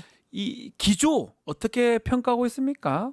그것도 역시 네. 일할 사람. 실용. 그래서 이재명 대통령께서 주변에 사람을 추천하라고 하실 때 몇 가지 원칙이 있었는데요. 그 중에 가장 중요한 게 일머리가 있는 사람을 추천해 달라고 그렇게 말씀하셨다고 합니다. 그리고 개혁, 반명, 친명 이런 거는 중요하지 않다. 네. 일머리가 가장 중요하고 또 선거를 위하여 직을 활용하려고 하지 않는 사람이어야 한다. 이렇게 말씀을 하셨다고 합니다. 네. 자, 그러면 지금 말씀하신 것 중에 이재명 정부에서 가장 좀 기대되는 점 어떤 게 있을까요? 의원님 보시기에는? 첫째는 민생 중심의 실용 경제 정책을 펼 것으로 생각합니다. 저는 정치의 존재 이유가 국민을 등 따시고 배부르게 하여 한포 고복, 배를 두드리면서 하늘을 찬양한다 이런 거잖아요. 충성한다. 그러니까 대통령이 정말 우리가 지도자 하나 바뀌었는데 이렇게 우리의 삶이 나아졌구나. 그래서 첫 번째가 국민의 삶을 바꾸는 정치. 그게 이재명 대통령이 오랫동안 하시고 싶었던 정치입니다. 그래서 그 부분에 가장 중요한 방점이 있을 것이다. 그리고 두 번째는 그러려면 큰 틀의 경제 회복 그리고 경제 성장의 방향을 제시해야 되는데요. 네. 거기에서 가장 중요한 것은 내란을 종식시키는 것입니다. 우리가 봤잖아요. 네. 비상계엄이 일어나니까 우리의 일상의 삶이 파괴되고 국격이 추락하고 그다음에 경제 지표가 한없이 떨어지는 걸 봤잖아요. 맞습니다. 그래서 내란을 종식하고 민주 회복, 민주주의가 튼튼하게 저 나라에 자리하고 있다는 메시지가 전 세계에 나가야 예, 그 외교가 잘 되고 외교라는 게 사실은 기본이 경제 잘하게 하기 위해 외교하는 거잖아요. 네. 예, 그래서 내란 종식이 매우 매우 중요하다. 이게 두 번째고요. 네. 세 번째는 그 개혁을 하지 않으면 윤석열, 김건희가 망쳐놓은 기강을 잡을 수가 없습니다. 우리가 많은 걸 봐왔지만 검찰이 이토록 윤석열과 김건희 한 부부를 위하여 작동한 적이 있습니까? 없잖아요. 네. 예, 그리고 방송도 마찬가지입니다. 방송계 주요 인사들이 김건희에게 예를 들면 그 고급 디올백을 파우치라고 하면 발탁되고 네. 예, 그리고 김건희를 뭐 평범한 주부다 이렇게 해서 방어하면 주요 자리에 발탁되고 이거 있을 수 없는 거잖아요. 그렇죠. 예, 그래서 개혁의 핵심은 원칙과 기강을 세우는 것이라고 생각하고 그것을 제도가 뒷받침하게 만드는 거라고 생각해서 네.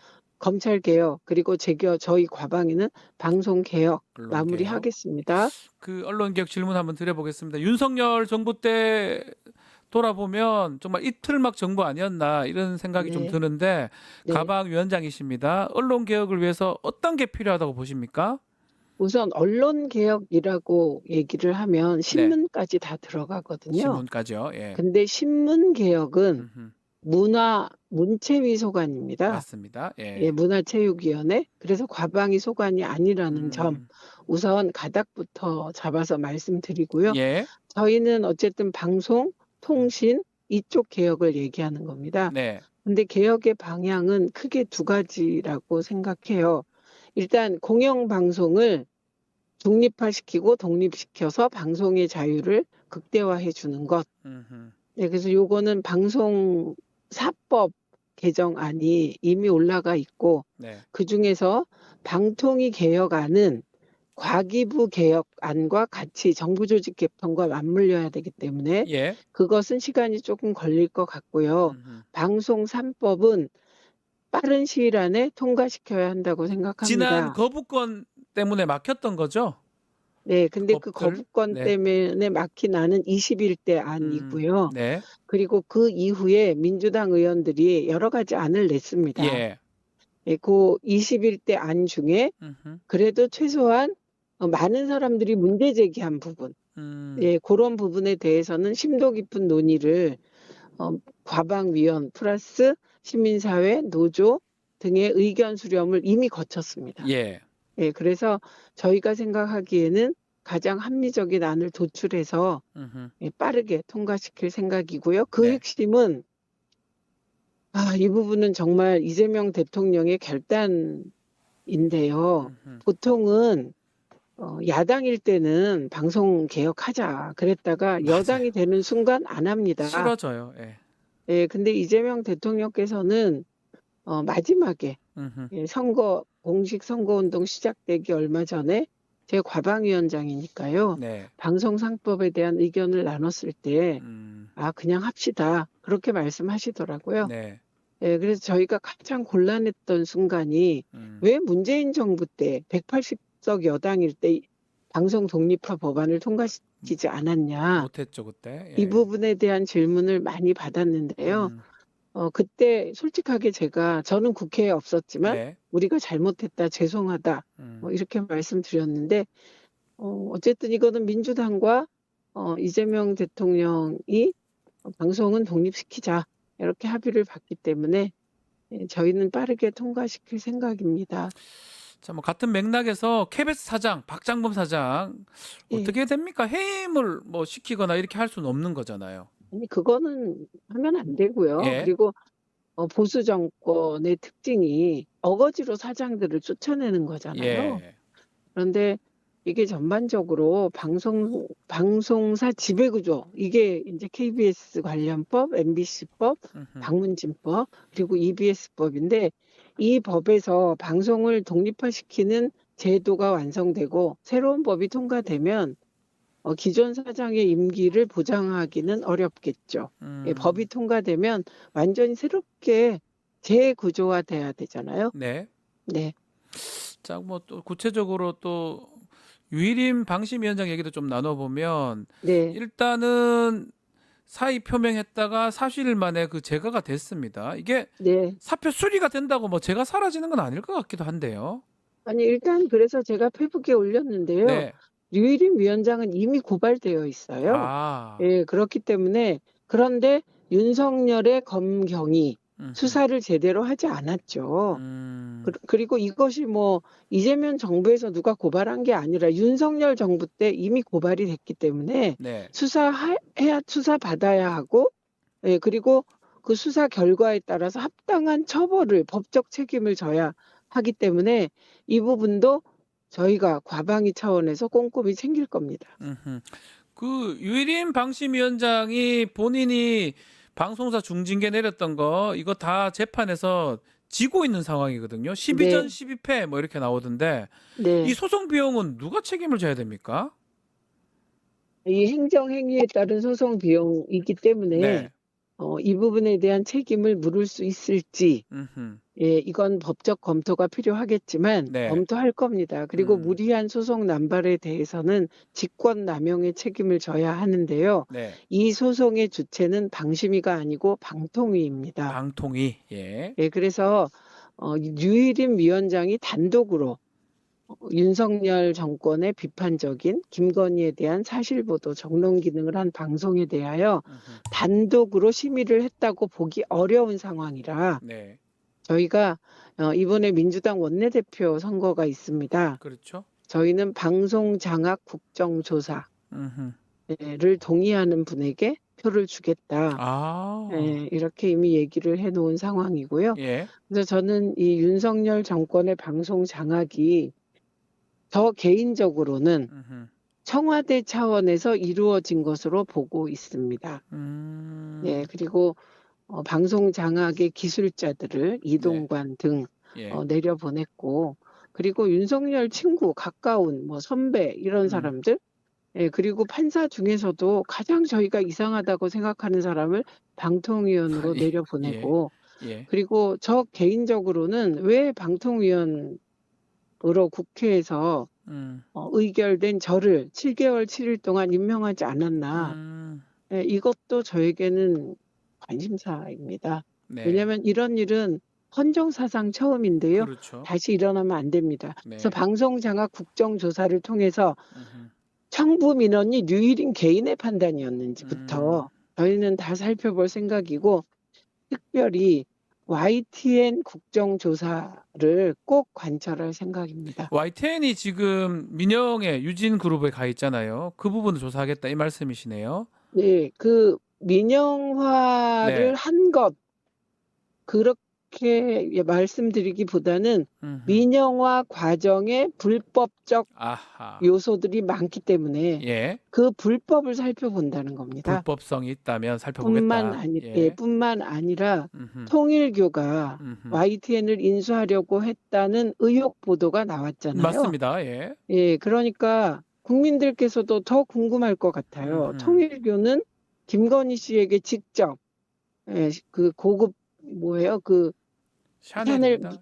샤넬백 등등만 했겠습니까? 네. 다이아몬드 목걸이 얘기도 의혹으로 나오고 있지 않습니까? 네.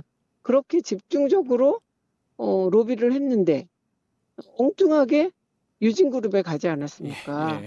예, 그러면 이건 일반적 상식으로 보면 권부 내에서, 사실 영부인은 민간인인데 네. 그 권부 내에서 서로 그런 암투가 벌어졌나? 이런 의문이 생기지 않습니까? 예, 그래서 도대체 무슨 추악한 거래들이 있었는지 확인할 생각입니다. 그 방통위 말씀하셨는데 지금 방통위가 이진숙 위원장 한 명 있잖아요. 이건 어떻게 앞으로 되는 겁니까?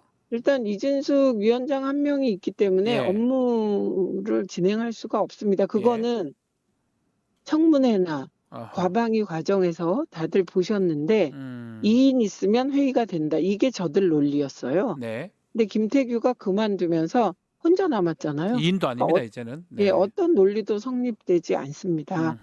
예, 그리고 이진숙 위원장 또한 법카의 여왕. 네. 그래서 지금 빵진숙 이런 별명도 있는데요. 관련하여 고발돼 있고 수사가 다른 부분은 거의 진행이 된 것 같습니다. 아하. 예를 들면 대전 MBC 그리고 관계된 곳들은 수사가 된 것 같고 오직 이진숙에 대해서만 직접 조사가 없었던 것 같아요. 네. 그래서 이 부분도 형평성에 맞게 수사가 돼야 된다고 생각합니다. 그러니까 윤석열 검경의 특징은요. 친국힘 인사들은 무슨 짓을 해도 봐주고 네. 질질 끌고 친민주당 그다음에 이재명 대통령 조국 전 대표 주변에 대하여는 정말 사돈팔촌까지 탈탈 턴다는 비난을 받았잖아요. 그렇죠. 이 검찰 개혁은 공정하게 수사가 이루어지지 않으면 윤석열 말대로 그건 조폭이잖아요. 네. 그래서 반윤 혹은 윤석열과 다른 정파 쪽은 조폭처럼 수사하고 그리고 윤석열 쪽은 다 봐주고 이게 검찰 개혁을 촉발시킨 것이다. 예, 이 말씀을 꼭 드리고 싶습니다. 그래서 이진숙도 수사 받아야 한다. 수사 받아야 된다. 예. 한상혁 위원장은 불분명한 그렇죠. TV조선 건도 처음에는 점수 조작이었다가 그 다음에는 이게 이름이 바뀌어요. 그렇죠. 예, 그렇게 했는데 한상혁 위원장이 버카를 빵을 100만 원어치 사고 이랬다면 그건 그냥 아웃되지 않았겠어요? 만약 그랬다면요. 예. 예, 그래서 이진숙 수사가 반드시 이루어져야 된다. 그래서 경찰은 경찰 얘기를 저희가 들어보면 그 부분이 검찰의 수사 지휘를 아직 받게 되는데 검찰이 소극적이다라는 식의 얘기를 들었습니다. 네. 예, 그래서 어쨌든 빨리 수사해 주시기 바랍니다. 리박스쿨 이야기 좀 해보겠습니다. 지금 리박스쿨 손 대표가 설립한 한국늘보험교육연합회. 네. 요게 지금 뭐 강사 연수로 뭐 강사료 900만 원 지급됐다는 것도 있고. 서울 교대를 통해서. 예, 서울 교대 통해서요. 네. 이게 아이들한테 극우단체 논리를 가르친다. 또 국가의 돈도 지급되고. 이거 어떻게 봐야 됩니까? 네, 이 부분은 지금 대선이 끝났고 이게 이제 저희의 경우도 과방위와 관련된 부분을 좀 들여다보다가 몇 개를 저희가 내보냈는데요. 근데 중요한 건 그런 개별 사안이 아닙니다. 이게 MB 때 댓글 공작이 시작되잖아요. 예. 그런데 그때 MB 때 여러 가지 구조를 개편하려는 시도가 있었습니다. 우선 방송 쪽에 보면 종편이 그때 생겨요. 맞습니다. 예. 네, 그리고 그때 종편만 생긴 게 아니라 보수적인 그 방송학자들이 주장한 게 공영방송위원회만 따로 만들고 방송정책 기능을 방송통신부 독임제로 가져오자. 이런 구조 개편 논의를 한 적이 있어요. 네. 그러면서 종편을 추진해서 그때 지금 다들 기억을 상기시켜 보면 그때 종편이 들어오면서 보수 의제를 예, 우리 사회를 보수적인 의제가 지배하는 사회. 그래서 그 보수 의제 중에 하나가 친일이었어요. 친일. 그게 뉴라이트도 그때 맥을 같이 하면서 움직여요. 네. 예, 그래서 이게 일본 자민당식의 영구 집권 음모고 정치적으로는 그게 내각제를 시도할 것이다. 예, 요런 얘기가 그때 위기처럼 저희들 사이에서 돌았습니다. 네. 그런데 그중에 공영방송위원회를 만들고 방송정책을 정부로 이관하는 것은 그거는 사회적 논의를 하면 지게 되어 있습니다. 네. 방송정책을 독임제 부처로 가서 대통령이 직할하겠다는 거잖아요. 네. 근데 이게 민주당 일부에서 비슷한 주장을 하는 분들이 계신데 그건 과방위원 전체가 반대한다는 점 말씀드립니다. 네네. 그래서 이런 여러 가지 보수화, 사회를 완전 보수화시켜서 궁극적으로는 일본처럼 국민들의 역동성을 억압하고 이런 것으로 가게 되고 특히 친일 문제에 대한 영원한 면죄부를 주고자 하는 아하. 그런 의도 하에 저는 리박스쿨도 기획된 한 파트라고 봅니다. 아, 기획된 것이다 이것도. 저는 그렇게 봅니다.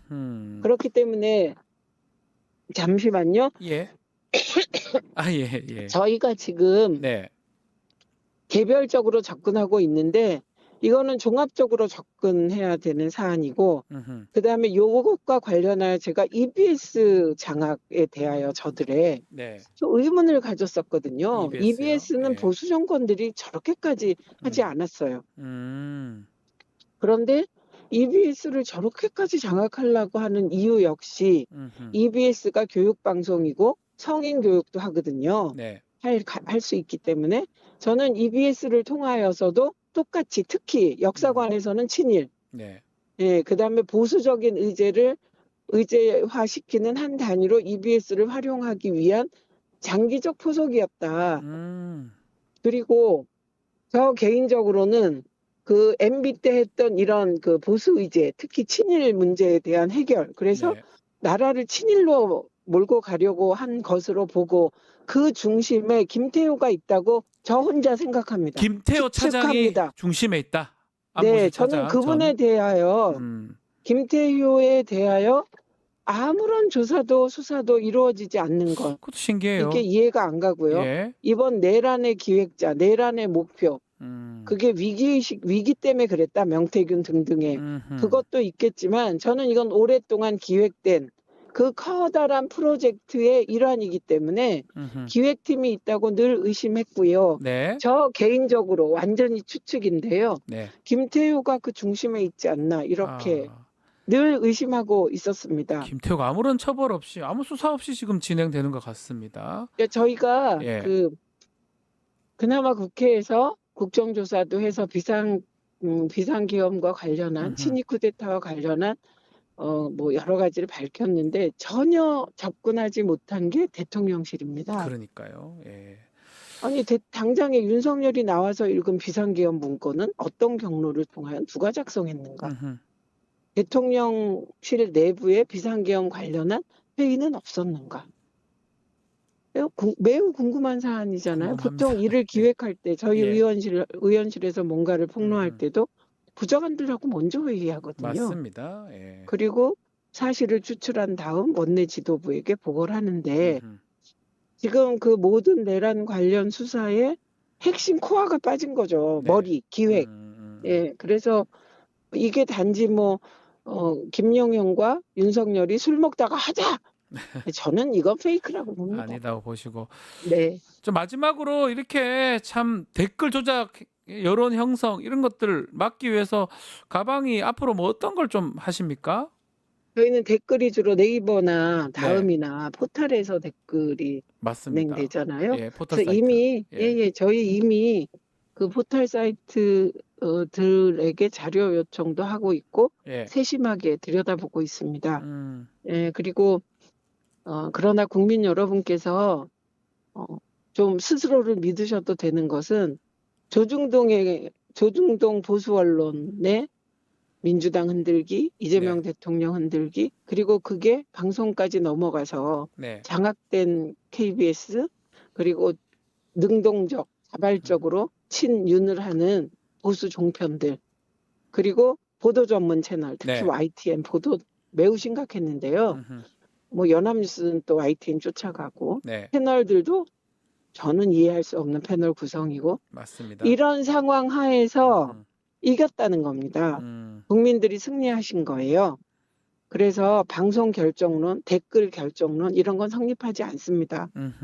예, 그렇기 때문에 깨어있는 시민들의 조직된 힘, 네, 그리고 이재명 대통령 후보의 정말 이번 선거에서 보여준 네. 그 절절한 마음, 애국적 충정, 충직한 국민들에 대한 충직한 마음이 합쳐져서 이겼잖아요. 네. 다만 여러분이 저희가 계속해서 제가 인사를 해요. 감사 인사를. 네. 대선 딱 우리가 이기고 그 다음날 인사를 하는데 매우 우울하신 거예요. 이겼는데도. 이겼는데도요? 예. 예, 이유가 뭐냐? 어떻게 내란 세력이 쿠데타까지 했는데 40%를 넘을 수가 많이 있습니까? 받았다 이 말씀이네요. 예. 예, 그래서 그 이유가 우리가 그래도 380만 표, 400만 표 가까이 이겼잖아요. 네. 대승인데 그래도 40% 넘는 건 상처받았다, 우리. 네. 우리가 이런 환경이냐? 맞습니다. 그리고 그 환경 중에 하나가 그런 보수적인 그 방송 지형, 언론. 신문 지형, 네. 예, 그거고. 그러나 그래도 MBC를 비롯한 일부 방송들이 종민적 시각에서 같이 열심히 정론 보도를 해줬기 때문에 우리가 이길 수 있었다. 그래서 해결할 수 있다, 이것도. 해결할 수 있다. 예, 이렇게 스스로를 믿으시면 될 것 같아요. 알겠습니다. 네. 의원님 말씀 오늘 여기까지 듣겠습니다. 감사합니다. 네, 고맙습니다. 최민희 더불어민주당 의원과 함께했습니다.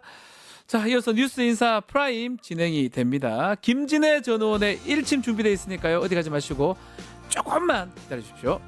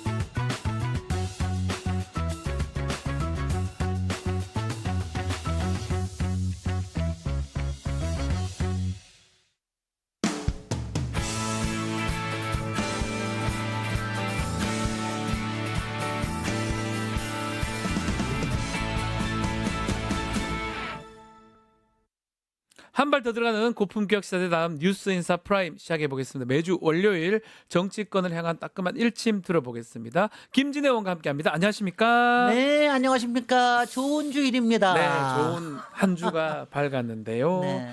자, 이재명 정부 별칭이 국민 주권 정부 이렇게 정했더라고요. 네. 어떻게 이해하는 게 맞습니까? 국민 주권 정부 뭔가 아니 그동안 해왔던 말씀을 그대로 하는데 네. 저는 뜻은 참 좋은데 조금 길고 입에 국민 주권 그래가지고 조금 딱딱하다는 게 여섯 자고 약간 딱딱한데 근데 그동안에 이제 항상 그렇게 했잖아요. 당은 당원이 주인이다. 국가는 국민이 주인이다. 네. 모든 건 국민이 합니다. 그거를 아주 정확하게 철학을 보여주는 말이라서 저는 잘 지은 것 같습니다. 아하. 근데 조금 딱딱하네요. 딱딱하다. 조금 딱딱해. 국민 주권 정부 이렇게 네네. 받침 좀 있고 그래가지고 숫자도 좀 글자 수도 많고 막 그런 의미 같은데 별칭입니다. 뭐 별칭이니까요. 자, 김민석 총리 뭐 인사 뭐 수석 인사들 지금 드러났는데 이재명 정부의 초기 인선 어떻게 평가하고 계십니까? 일하자 인선. 저는 그냥 처음부터 딱 해서 일하자는 뜻이군요. 그냥 한마디로. 예. 근데 이제 그걸 조금 더 들여다보면은 뭐 평소에도 기준이 충직한 게 제일 먼저고 그다음에 성실하고 역량 있고 겸손하고 뭐 이렇게 얘기를 하셨는데 근데 저는 그거 이상으로 많이 생각을 하시는 게 정말 일을 꿰고 있는 사람이냐 당장 투입을 해도 제대로 일을 할 사람인 거냐 일머리라고 말을 하긴 하더라고요. 일머리가 있는 사람이냐 이거를 굉장히 저는 보신다고 생각을 하고 이거 보면은요 저는 이제 이번에 한 거 보면 딱 그런 게 일머리에 있는 사람을 고른 거 그다음에 또 하나는 굉장히 담대하다.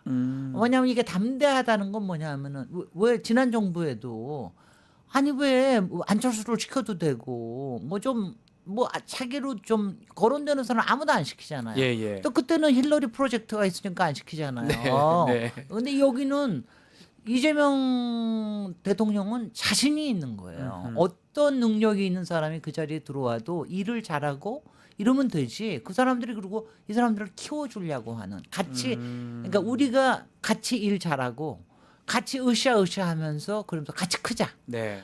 대한민국도 크고 국민도 크고 너도 한번 커봐라. 이런 뜻이라서 저는 굉장히 고무됩니다. 저는 하여튼 일을 중심으로 해서 놓는 이런 인사에 대해서 굉장히 박수를 보내고 있고요. 그리고 또 각별히 네. 김민석 총리에 대해서는 혹시 기억하실지 모르지만 제가 작년에 네.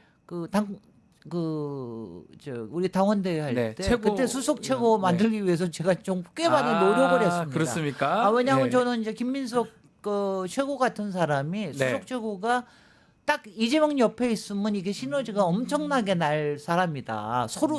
그때도 그 말씀 하셨어요? 네. 그래가지고 서로 이렇게 굉장히 좋은데 근데 제 말대로 되고 그걸 지난 1년 동안 봐왔잖아요. 특히 계엄 정국에서. 그렇죠. 그래서 그걸 봐왔기 때문에 이번에 하여튼 뭐 여러 가지 곡절이 있는 건 저도 압니다만은 하여튼 최종적으로 총리가 인선된 거는 그래서 저는 그 다음 날부터 아주 잘 자고 있어요.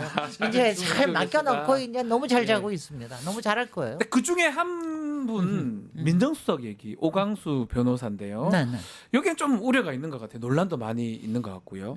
민정수석 특수성 검사 출신? 근데 이제 저도 네. 뭐 지난주부터 잘 알고 있고 우리가 특수통한테 이제 너무 돼서. 배웠습니다. 이제는 정말 막 너무 소뚜껑만 봐도 막 예. 베이고 그러는데 저는 이것도 조금 앞에 한 인선 기준하고 같다고 생각해요. 굉장히 담대한 인선이고 그다음에 일머리가 있는 사람을 거기에다가 하고 그다음에 이거는 내가 장악할 수 있다라고 하는 그런 자신감의 표현이라고 생각이 돼요. 이게 이제 민정수석이기도 하고 저는 솔직히 저는 이것도 저거 하면은 이제 저는 이른바 학자나 네. 지식인 위에 비판가 운동가 이런 사람들이 행정에 가서 잘 못하는 경우가 참 많거든요. 왜냐하면은 밑에서도 압니다. 일머리를 잘 모르니까 그냥 뭐 그렇게 의존만 해주고 교수 출신들이 그런 좀 그런 게 있죠. 그러니까 일을 보통 여태까지 말한 게 뭐냐면 장관 되고 나면은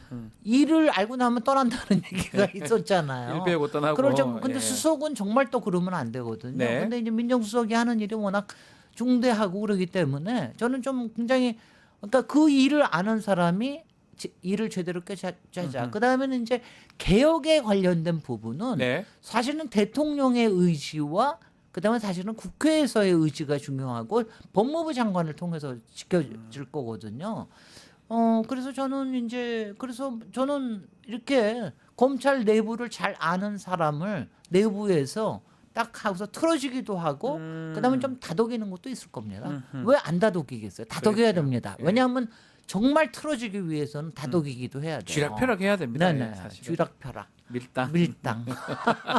그런 의미에서 네. 오광수 민정수석. 그리고 잘하기를 바라는 거죠. 그러니까 잘해야죠. 예. 사람의 속이 그 안에 뭐가 들어있을지는 사실 모르잖아요. 그러니까 이제 그거는 이제 우리가 지켜봐야 돼. 우리가 이제 감시를 해야 되는 거죠. 견제를 하고. 그러니까 지난주일부터 그렇게 많은 목소리가 나온 것도 그게 일종의 견제의 목소리 아니겠습니까? 그러니까 오광수 수석께서도 네. 아마 그거 잘 알아서 하실 거고요. 듣겠죠. 예. 그리고 근데 이제 이거 보면은 약간의 그 안에 이른바 법조계 내에도 예. 상당한 이렇게 라인들이 있지 않습니까? 아무리 그래도 그러니까 예. 거기 안에서의 서로 간의 상호 견제가 일어나는 과정이라고 저는 봅니다. 네. 그리고 그거 나쁘지 않아요. 네. 그 말씀하신 것처럼 법무부 장관이 네. 사법개혁을 해야 됩니다. 민정수석이 하는 게 아니고요. 네. 그만큼 내각 인선이 사실은 이제 남아있는 가장 중요한 인선 중에 하나들인데 특히 법무부 장관 같은 경우는 비법조인이 물망에 좀 오르더라고요. 왜냐하면 또 이쪽에 네. 또 검찰 출신이 있으니까 저쪽에서는 비법조인 그래서 뭐 윤호중 의원. 네. 또 뭐 여러 저기가 나오는데 네. 알아서 하세요. 알아서 저는 솔직히 여태까지 비법조인은 아니고 하든 간에 뭐 여러 종류를 써봤는데 다들 다 저기 하는데 근데 이제 저는 이런 건 좀 있어요. 아주 좀 꽉 틀어지는 사람이 좋았으면 좋겠다는 생각은 듭니다. 좀 틀어지고 좀 제대로 좀 아니 근데 틀어쥐면서도 그러니까 우리가 다 이렇습니다.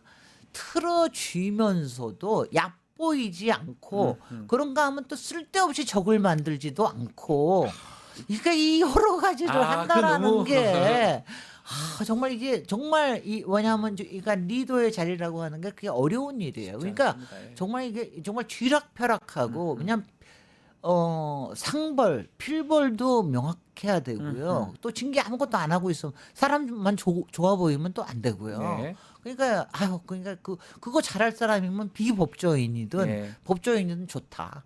저는 그렇게 생각합니다. 그 헌법재판소 이제 재판관 후보군에 이재명 대통령 변호인 출신도 이제 됐더라고요. 네네. 아직 3명 중에 하나니까 아직 결정된 건 아니죠. 아직 결정난 건 아닌데 요 국민의 비판을 많이 하고 있습니다. 비판하는 마음은 이해갑니다. 근데 이제 그거 자체 가지고 그거 자체가 중요한 기준이 될 수는 없다고 저도 생각을 하고 이거는 아마 저기 내부에서도 여러 가지 얘기들이 있지 않을까. 근데 그 기준만으로 비판할 적에는 아니라고 생각해요. 그렇게 따지면은 야, 아무것도 못합니다. 트럼프는 어떡합니까? 트럼프가 막 갖다 안 치고 그다음에 또 자르고 막 이러는 거 보면은 뭐 모르겠습니다. 저는 뭐 나쁘지 않다고 생각을 하니까는. 김경수 전 지사 행안부 장관 기용설. 그것도요. 그것도 담대하게 하는데 담대하게 저는 왜냐하면 차기의 리더급으로 올라갈 수 있는 사람한테 기회를 주는 건 좋은데 이제 그것도 국힘 쪽에서는 야당 쪽에서는 상당히 공격의 빌미가 되겠죠. 근데 이것도 국힘은 할 말이 없어요. 왜냐하면 윤석열 어떻게 했습니까? 그러니까요. 아니. 중간에 아직 결정이 되지 않은 사람 사면해가지고 갖다 앉히고 이런 사람 아니에요. 그러니까 이분은 솔직히 드루킹이라고 하는 그거에 대해서 모든 거를 다 끝냈고 사면 복권된 거고 그래서 저는 뭐 행안부 장관 나쁘지는 않다고 생각을 하는데 근데 이제 뭐 또 들리는 얘기는 좀 있습니다. 그러니까 너무 또 공격을 너무 받다 보면 오히려 또 이렇게 역할이 잘 못하지 않지 않겠느냐 뭐 이런 얘기도 좀 안에서 들리고 그거는 뭐 본인의 판단과 또 뭐 여러 가지 판단을 지금요 나오는 이 하마평들은 솔직히요 다 굴려보는 거예요. 해보는 겁니까? 아니요, 저는 다 그렇다고 봅니다. 모든 저기를 아니 왜냐하면 지난 주일에 다음 날 비서실장하고 총리 하자마자 그 다음 날부터 막 하마평들이 많이 계속 나왔는데 올라왔습니다. 근데 지금 지나고 나니까 지금 이제 수석들은 알아서 지정하고 있고 지금 장관들은 좀 이제 다 굴려보는데 저는 이제 뭐 여론도 보는 것도 있고 아마 이번에는 항상 그래요. 총리 외 인준이 인준 과정이 있어야 되잖아요. 그렇죠. 총리는 인준이 돼야지. 인준이 돼야 제청을 해야 되기 예. 때문에 아마 이번에 그걸 어차피 늦은 거 그걸 지키려고 그러는 것 같아요. 그러면은 아마 다음 주일이나 돼야 인준이 다음 주일 되려나? 아니면 그 다음 주일이 될 수도 있는데 그 시간 하면서 여러 가지를 좀 굴려보고 뭐 이러지 않나 이런 생각이 듭니다. 이재명 대통령 재판은 어떻게 보십니까? 지금 조국 혁신당은 재판 즉각 중단하라라고 했고. 조국 혁신당 모처럼 잘하고 계시네. 그 법안도 지금 추진 중인 것 같아요. 조국 혁신당이 그런 역할을 제대로 해주셔야 된다고 저는 항상 생각을 했는데 이번에 아주 잘하고 계시고요.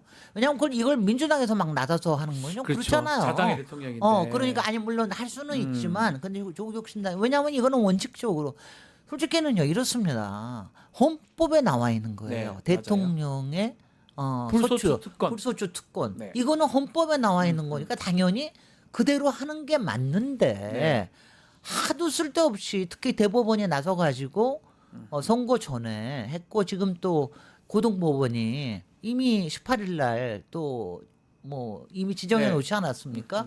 그러니까 이거는요. 솔직히 대법원이 알아서 그 전에 자기네들 정리를 해야 되는데 대법원도 지금 뭐 이것저것 눈치 보고 그러니까 지금 제가 알기에는 12일 날 그 지금 법안이 올라가 있지 않습니까? 네. 법안이 올라가서 말하자면 불소추 권한을 법안으로 확정을 시키는 걸 하기 때문에 그걸 하지 않겠나 하는 생각은 듭니다. 김용태 위원장은 재판 받을 의지가 있냐 대통령한테 그 공개 질의를 했더라고요. 아니요. 그러니까 그게 바보 같은 거죠. 이런 질문을 왜 그런 얘기를 할 필요가 없는 거죠. 불소추 특권 있고 그다음에 대통령의 1시간은 5,200만의 시간인데 그거를 여기에다가 할 이유가 있나? 그다음에 사람들이 다 알잖아요. 대통령이 거기에 불려다니고 거기에 시간 뺏고 뭐 이러는 거 보는 거 웃기는 거 아닙니까? 그러니까 그거 뭐 다 알고 헌법에 정해진 거를 왜 저렇게 쓸데없이 구느냐? 그러니까. 자 정말 정말 윤석열 3년 동안 쓸데없는 거 가지고 시간 보낸 게 너무 많은데 야당이 정신을 차려야 됩니다. 지금이라도 정신을 좀 차려라 이렇게 말씀으로 전하고요. 이재명 대통령 취임 첫날 비상경제점검 TF 회의 열었고요. 오늘 두 번째 회의 연다고 합니다. 아마도 추경 관련. 추경. 또 25만 원씩 1인당 그 민생 회복 지원금 등등. 요게 지금 아마 추경 논의가 본격화될 것 같기도 합니다. 오늘 본격화될 것 같습니다. 저도 그게 오늘 아마 그거를 본격화시켜서 이번 주에 마무리를 져놓는 게 좋지 않을까. 그게 이제 G7 이제 가시려 그러면 이번 주말에 떠나셔야 되니까. 맞습니다. 그러니까 이번 주일에 그거를 지금 이제 마무리를 지어놓고 가시는 게 좋지 않겠습니까? 가야 된다. 그리고 이게 비상경제라고 하는 게 민생경제에 관련된 게 가장 우선순위 1순위 아닙니까? 그러니까 그렇게 되죠. 그래서 그럴 것 같아요. 될 것 같습니다. 그냥 웃으면서 지켜보고 있으면 될 것 같습니다. 그리고 그거는 국민들이 기다리고 있는 바예요. 그다음에 일단은 지금 다른 관련 법안이라든가 또 기업에 대한 뭐 여러 가지 지원이라든가 또 정책으로 해서 새 산업을 일으키고 하는 건 다 시간이 걸립니다. 일단은 물이 돌아가게 만드는 게 굉장히 중요하기 때문에 그래서 그거를 하는 게 좋지 않을까요? 저는 뭐 그렇게 생각이 듭니다. 다만 이제 그 비상경제 TF에도 다 이제 윤석열 정권의 그 관료들이 앉아 있기 때문에 어색하겠죠. 신기일전해서 신기일전하고 그 자리에 있는 동안은 있는 동안에는 국민이 준 권한을 국민을 위해서 쓰는 거를 한번 경험하고 가는 것도 좋지 않을까. 그렇게 생각이 듭니다. 알겠습니다. 국민의힘 이야기 좀 더 해보겠습니다. 자, 벌써 당권 투쟁 모습이 좀 보이거든요. 전당대회 하느냐 안 하느냐 뭐 그 얘기도 있고. 벌써가 아니라 뭐 대선 할 때부터 하고 있었는데. 또 김문수 전 후보 같은 경우는 지금 나경원, 안철수 의원하고 또 회동도 하고 뭔가 당권 도전을 지금 하는 것처럼 보입니다. 아니 그러니까 지금 크게는 안에 세 가지 세력이 있잖아요. 이른바 친윤은 그대로 있는 거고, 그다음에 김문수가 새로운 저기로 드러났고, 그다음에 한동훈. 이 세 가지가 있었는데 사실은 이제 요번에 선거의 결과가 4자를 다는 바람에 국민의힘이 이게 아주 골치가 아파진 거죠. 그때 4자를 다는 바람에 김문수의 세력이라는 게 생겨버린 거예요. 만약 3자를 달았었으면 확 줄어들었을 텐데 근데 지금 아무리 친윤 쪽에서는 지금 그러니까 당원대회 하는 것보다는 그냥 비대위 체제로 가고, 비대위는 권성동이 나가면서 정하고 그다음에 김용태 비대위원장은 나가라 뭐 이런 식으로 하고 있는데 당원대회 안 하고 전당대회 안 하고 버틸 수 없을 겁니다. 해야 될 제가 것 보니까. 같다. 근데 그거 하는데 아마 그렇게 하면은 아마 머리 치받고 싸울 거예요. 근데 지금으로 봐서는 그러니까 이제 김문수 측에서는 친윤 쪽을 어떻게 하기보다는 그러니까 다른 쪽에서 그러니까 친윤 쪽이 지금 안철수나 이런 쪽하고 뭘 해보려고 그러는데 그렇게 해가지고 아마 당권을 좀 잡고 싶은 이런 움직임이 상당히 있는 게 아닌가. 뭐 단 한 가지 여기 이준석까지 들어오면 더 골치가 아파졌을 텐데 이준석은 이제 없어져. 뭐 당분간은 어렵습니다. 그렇기 때문에 그 점에서는 나아졌는데 이 3파전이 되면은 항상 3파전이 되면 머리가 골치 아파집니다. 자, 이준석 의원 얘기했으니까 얘기 좀 제명 관한 청원 사람이 상당히 많습니다. 지금 40만 거의 40만 육박하고 있는 상황인데 앞으로 어떻게 될까요? 또 그거 언제까지인 줄 아세요? 시한이? 언제까지입니까? 7월 4일까지. 참 남았는데요. 7월 4일까지면은 100만 명도 넘고도 남았죠. 그죠? 네. 아직 한 달 뭐 한 4주 정도 남은 거니까. 지금 제가 확인 좀 해보니까 네. 너무 사람이 많아가지고 그럼요. 접속이 안 됩니다. 네, 그 네. 정도로 그래서 아마 지금, 100만은 당연히 넘을 것 같고요. 예. 근데 이제 100만이 넘고 그런다 하더라도 지난번에 윤석열 탄핵에 관련된 것도 140만 이렇게 네. 했거든요. 근데 예. 그것도 뭐 그게 위에까지 올라가서 하거나 이렇게 되기는 참 쉽지는 않아요. 그리고 의원 제명이라고 하는 건 네. 뭐 상당히 어렵습니다. 여태까지도 딱 YS 딱 한 번이었으니까. 김영삼 전 대통령밖에 없었습니다. 근데 적어도 예. 여태까지는 뭐냐면은 그 제명 아주 직전까지 이른 사람이 있어요. 네. 근데 그때도 본인이 사퇴했습니다. 사표 썼죠. 본인이 사퇴했습니다. 사퇴해버렸죠. 왜 네. 뭐냐면은 뭐 그럴 수밖에 없는 적인데 이번에도 그렇게까지 갈 거냐? 저는 사실은 뭐 이게 징계위원회에 올라가서 아마 조금 중징계가 내려질 거는 같습니다. 중징계라 하면 예. 사과 조치나 이런 것뿐만 왜냐하면 지금도 아직도 사과 제대로 안 하고 안 하고 있잖아요. 있죠. 네. 본인이 잘못했다는 거 아직도 모르고 있거든요. 그래서 아마 뭐 출석 정지라든가 이런 거는 제명 조치가 분명히 있을 테고 그리고 그 다음에 제명 이전에 지금 이제 곧 사법 조치되지 않겠어요? 뭐 수사도 명태균 많으니까요, 게이트 지금. 또 네. 김건희 게이트에서도 공천 개입에 관련된 것들 이런 것들이 있을 거기 때문에 다만 저는 이준석에 대해서는요 네. 여러 가지 조치가 있을 수가 있는데 금융 치료도 있을 수 있고 요번에 이른바 투표 치료도 좀 받았죠. 돈 손해를 금융 치료도 좀 받아야 될 거고 회복을 못 받으니까. 그리고 이제 사법 치료를 받을 수 있는지는 모르겠는데 그 전에 제일 중요한 게 방송 치료를 좀 받아야 돼. 방송에 방송 출연이 안 돼야 돼요. 왜냐하면 이미 그 사람이 나왔던 그 부분이 삐 처리가 됐습니다. 네네. 공중파에서 예. 대선 토론이 그런 정도의 사람은 방송 출연 금지입니다. 그러니까 저는 그거를 받는 게 사실 제일 먼저가 아닌가 이런 생각을 합니다. 민주당 이야기도 좀 해보겠습니다. 당 대표도 뽑고 원내대표도 뽑습니다. 먼저 원내대표 선거가 6월 13일. 네. 지금 김병기, 서영교 후보 두 사람이 경쟁을 하는데 당원 20%도 지금 포함이 됩니다. 저도 또 뽑아야 되더라고요. 우리는 정말 당원하기 힘들어요. 네. 항상 여러 가지 생각해. 그러니까 다 귀합니다. 네. 우리가 왜냐하면 다 이 지난 3년과 계엄을 넘어온 이 그야말로 전후회로 다 똘똘 뭉쳐 있기 때문에 다만 이제 이게 있을 거예요. 항상 저는 모든 사람은요. 항상 쓸모가 있는 게 아니에요. 어떤 타이밍에 쓸모가 더 빛을 발하거든요. 타이밍에 따라서. 어떤 타이밍에 따라서 그 사람의 쓸모가 발할 때가 있는데 이번에는 어떤 사람이 좋은 거냐 이거에 대한 당원의 판단 그리고 의원들의 판단이 있을 거고요. 네. 저는 이번에 입을 다물고 있겠습니다.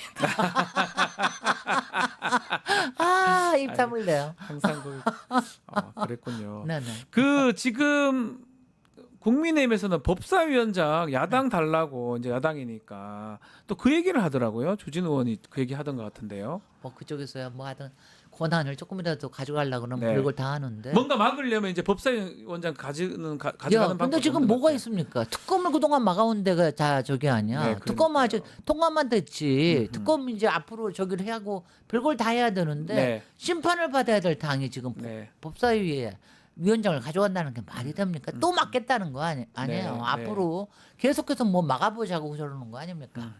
그냥 콧등으로 귓등으로도 안 하려고 콧등으로 흘려야죠. 안 들어도 상관없는 게 사실 네. 다수당이 지금 여당 쪽이니까요. 글쎄요. 네. 야당은 좀 107석. 그러니까 지금 이제 다 그런 거가 뭐냐면은 지금 다 같이 얘기하는 게 이제 행정부도, 그다음 입법부도 다 몰아붙인다, 독재다 이런 쪽으로 몰아가려고 프레이밍을 하고 있는 작업 중에 한 과정이라고 보는데 당분간은요. 적어도 올해 안에는 약간의 독재 얘기를 듣고 약간의 독단 얘기를 듣더라도 이 특검에 관련된 거 그다음에 사법개혁, 검찰개혁에 관련된 거를 얼만큼 밀어붙여야 어쩌면 됩니다. 올해가 가장 적기 아니겠습니까? 그렇습니다. 올해 안에 지금 다수당이기도 6개월 안에 이거는 밀어붙이고 저기 왜냐면 내년 되면은 또 지방선거 때문에 여러 가지가 또 막 흐트러져요. 딱 6개월. 그러니까 지금입니다. 네. 지금 하는 게 그래서 좀 위풍당당하게 이풍당당하게 국민을 설득해 가면서 그러면서 하는 게 중요하지 않나 이런 생각을 하고 있습니다. 자, 마지막으로 그러기 위해선 당 대표도 좀 잘 뽑아야 되는데 민주당 당 대표 경선 관심이 갑니다. 네. 두 분이 이제 언론에 보도돼요. 정청래, 박찬대 두 분. 네. 어떤 점 주목하면 될까요? 두 사람 다 좋아요.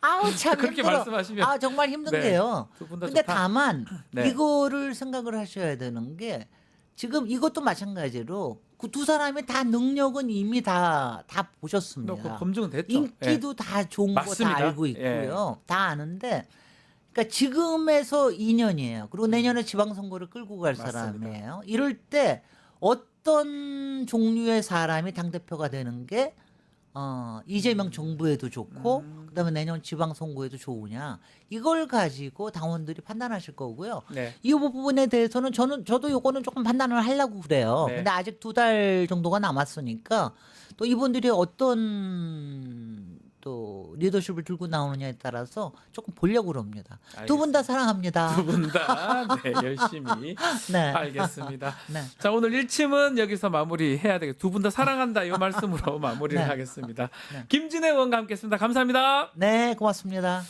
자, 고품격 뉴스담 뉴스인사 프라임 오늘 순서 여기서 마무리하겠습니다. 저는 내일 아침에 다시 찾아오겠습니다. 시청해주신 여러분 고맙습니다.